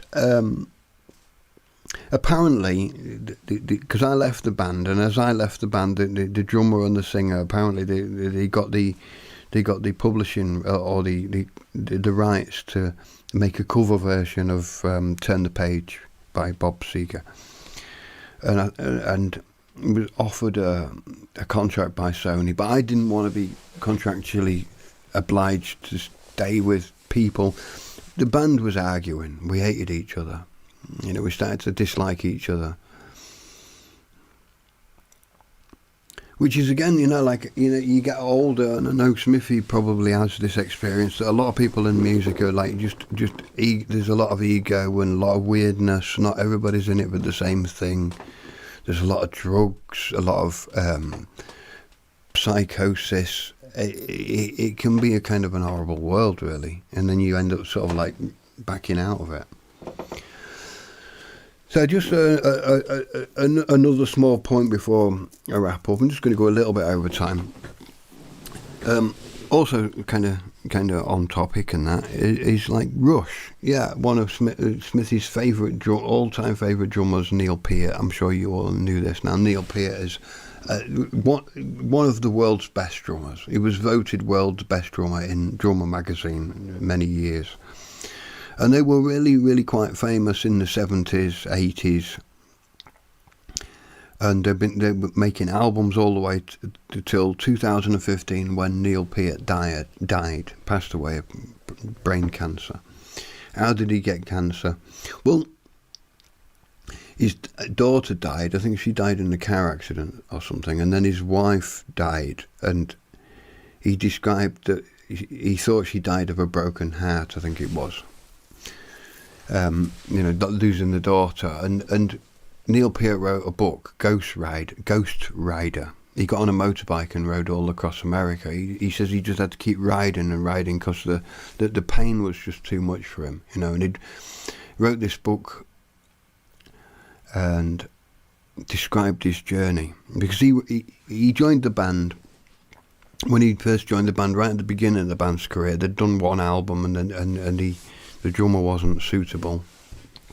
He wasn't well out of health reasons. They needed to get a new drummer. So Neil Peart came in, and he started becoming just this awesome drummer, and wrote the lyrics to the drums. And the Rush are a trio. So the drummer, Neil Peart, would write the lyrics. And if you can imagine, as a drummer, it's like you're writing rhythmical. I am writing rhythmical. And I can do this and then do breaks and fills. And so when the drummer's writing lyrics, you know that there's like an intent with the patterns and phrasing there. So then obviously he gives that to the bass player, who sings, and the bass player is obviously making the connection between the melodies and the rhythms and the chords, and also the song lines. So it's quite an amazing combination. Well, anyway, Rush, Canadian rock group, they're like probably one of the best progressive underground rock bands on the planet. They're probably the best rock band on the planet. If you was to take all the different aspects together, like ability, skill, the Geddy Lee on the bass is one of the world's best bass players. Alex Lifeson, one of the best guitar players, but hands down Neil Peart is one of the absolute best drummers on this planet. So Neil Peart died in 2015, and all of us Rush fans we're absolutely devastated, and like Rush is over. I mean, and like Geddy and Alex said, it's over. There is no more Rush, without Neil Peart, without this genius on the drums. There's no way on earth that it, And so I don't know when this started, because I'm busy, like all of us were busy, but I found that I heard about it sort of like maybe half a year ago, that Rush decided to go back on tour again. And I'm like, well, they got a drummer, and this drummer's a young woman, a young German lady called Annika Niles. And she's taken over the role of playing Neil Peart's drums parts. Now you got to remember, I mean, she's amazing, phenomenal. I mean, Neil Peart's an amazing drummer. Like, when the Rush fans listen to Rush songs, they listen to the drums. Every Rush fan knows every drum break. Like Tom Sawyer.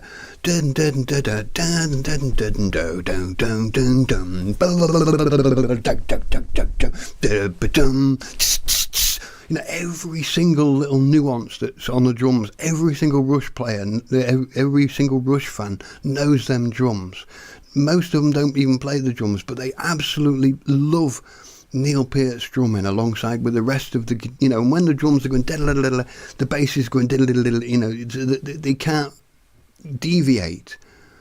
It's not just like amazingly played drums, but the drums have been written and coordinated and like so that the parts fit so perfectly. You can't just change. It's not just a groove.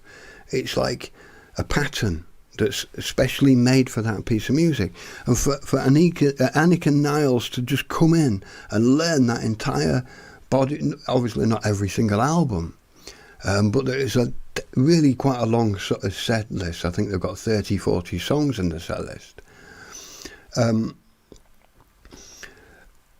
And so they had the opening night, 3 nights ago, was their first night. Now, like all of the Rush fans, like, you know, they're like, is she going to do it? I mean, this is a young woman. Has she got the power to even play that? Most drummers can't play it.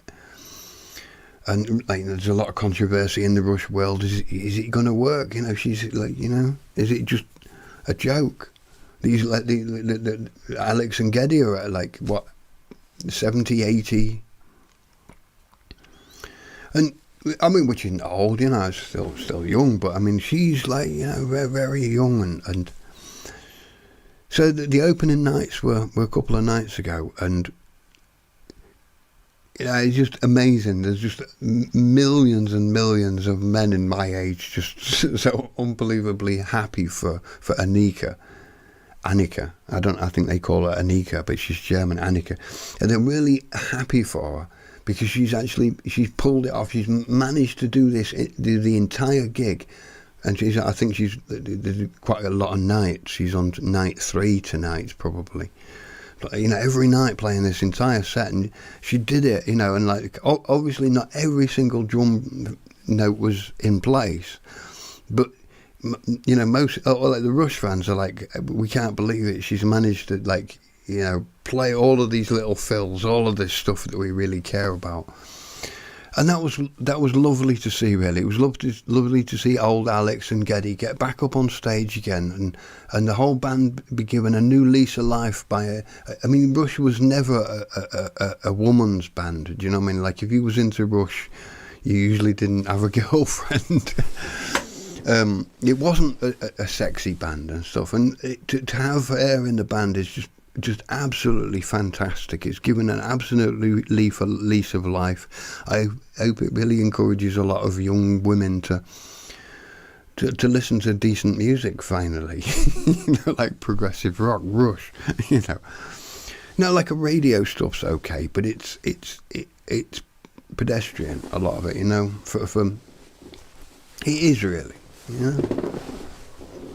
Then when we talk about good health and good food and you know, good things like that, you know, I talk about good music in that sense as well, and that's why a lot of pop stuff I find difficult, because it's like not organic in that way.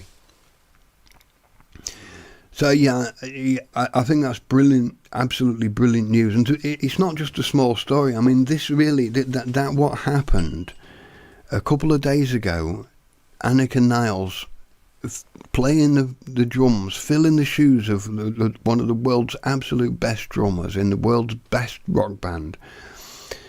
That was probably the world's biggest. That was the world's biggest drum gig that's ever happened, ever. That like, you know, for somebody to come in and fill Neil Peart's shoes in that way has never happened like this in rock history. So if you're interested, you could check out and get in on a little bit of the good vibe. You'll see a lot of people that are incredibly blown away by Annika Niles and their performance with Rush. I mean, one of the most difficult bands to play in. 3 members, just phenomenal. I know Smithy would have loved to see that. I mean, I can hear Smithy saying, well, that's a good thing about where I am. You can still hear music. You can still listen to what everyone's saying. You can watch it all,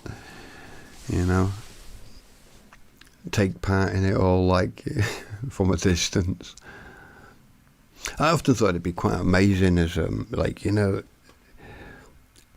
you're a musician and you, like, say, fake your own death, you're like, a private plane crash over the Mexican tundra, and then like in the news and everything, plane crash and that, and then they start bringing out the tribute albums, and then there's an orchestra playing your music. You imagine, like, like suddenly hearing, I don't know what to play, Lockdown. Worldwide lockdown, and they're all playing it on violins and stuff, and I've faked my own death, and I'm sitting there at the back listening down, listening to all of the music that's been made in that way. That'd be phenomenal.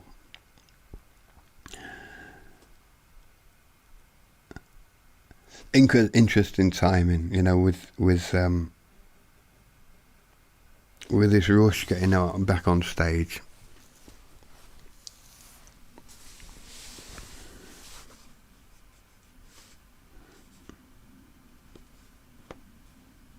What bad pun.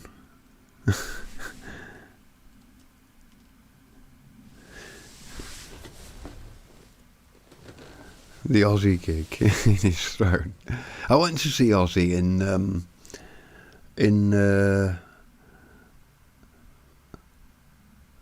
I can't remember, was it, I think it was Sheffield Auditorium or something. Not that big a place, actually. It came on the Friday Night Rock show that Ozzy Osbourne was doing a mini tour, because he had got glass in his neck or something, and he had, like, lost his, and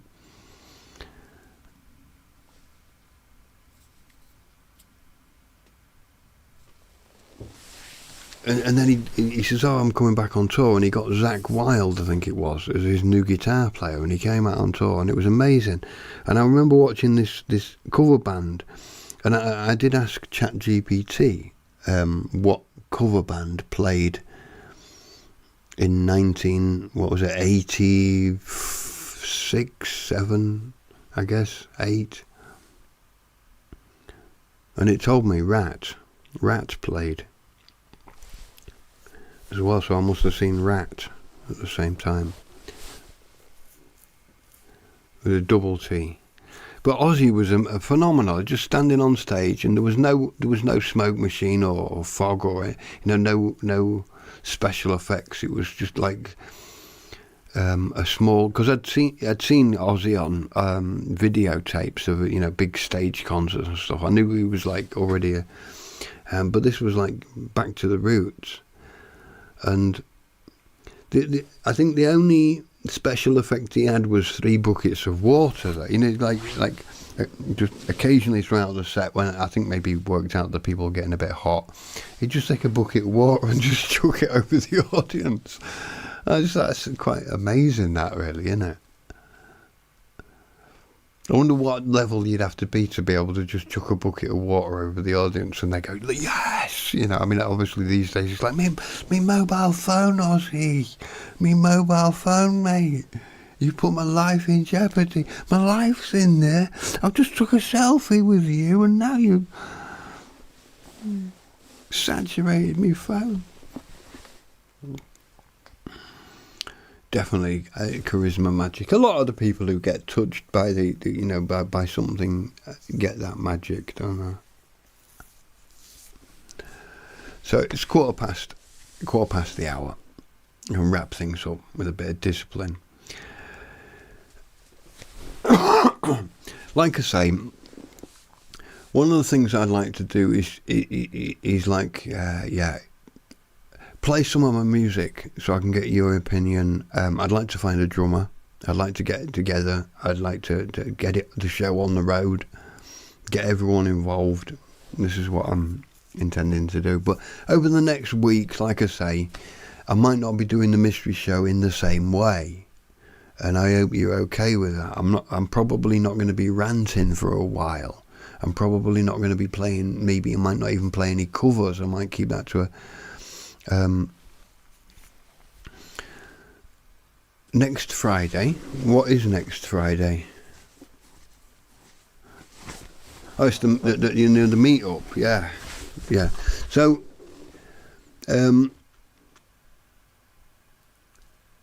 yeah, I've been more likely to probably come on Starfish Troopers on Wednesdays, and if I'm welcome, I'm sure.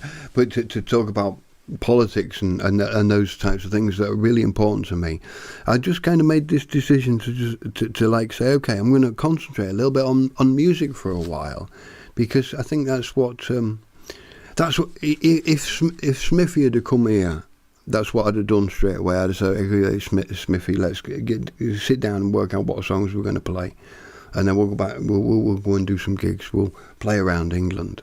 We'll go and play outside everyone's doorstep. We'd have had some amazing ideas, but because that's not going to happen, I feel like I have to just start it now anyway. Kind of start it now instead. If Smithy's not going to be here to choose the songs with me, then we're going to have to do it without him.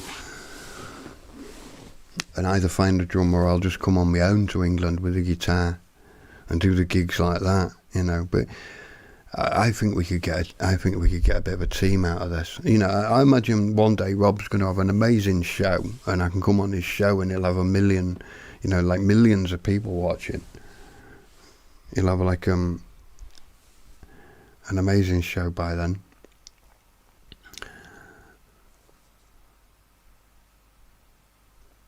So we've got Ladies' Night tomorrow. That's brilliant.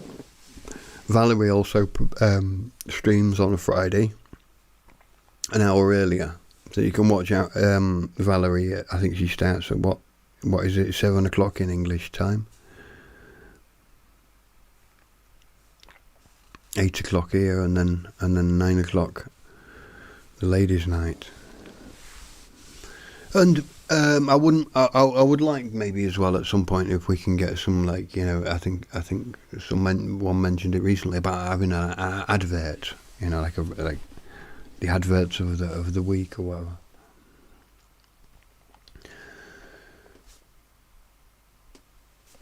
So yeah. I wonder if I've got a little tune that I can just chuck on for an outro. I always find it's like a little bit better than just sort of turning it off.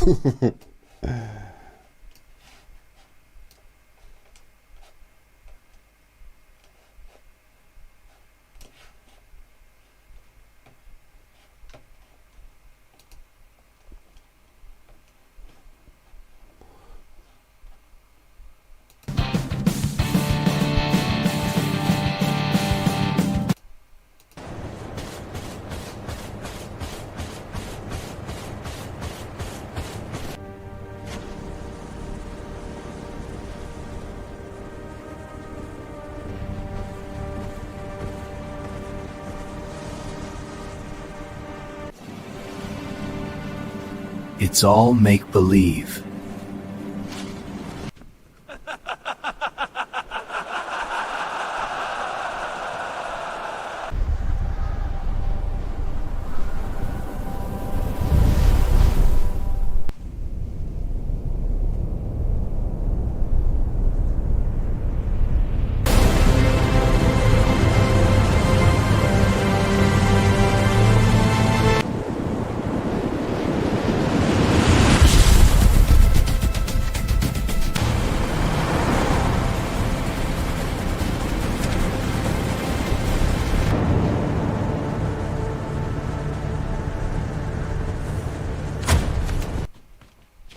The beat, let the good times roll tonight. Groove with me under the disco light. Hi, Dream Boy. In the neon haze, we chase the light through the ruins of the endless night. Well, I don't know, that wasn't exactly a song, but it's all a little bit chaos. Yeah, well, I'll just leave it there then. I've got to fade out instead.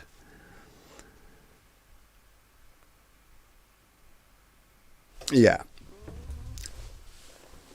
Great stuff. See you soon. Love you all. Love each other. Cheerio.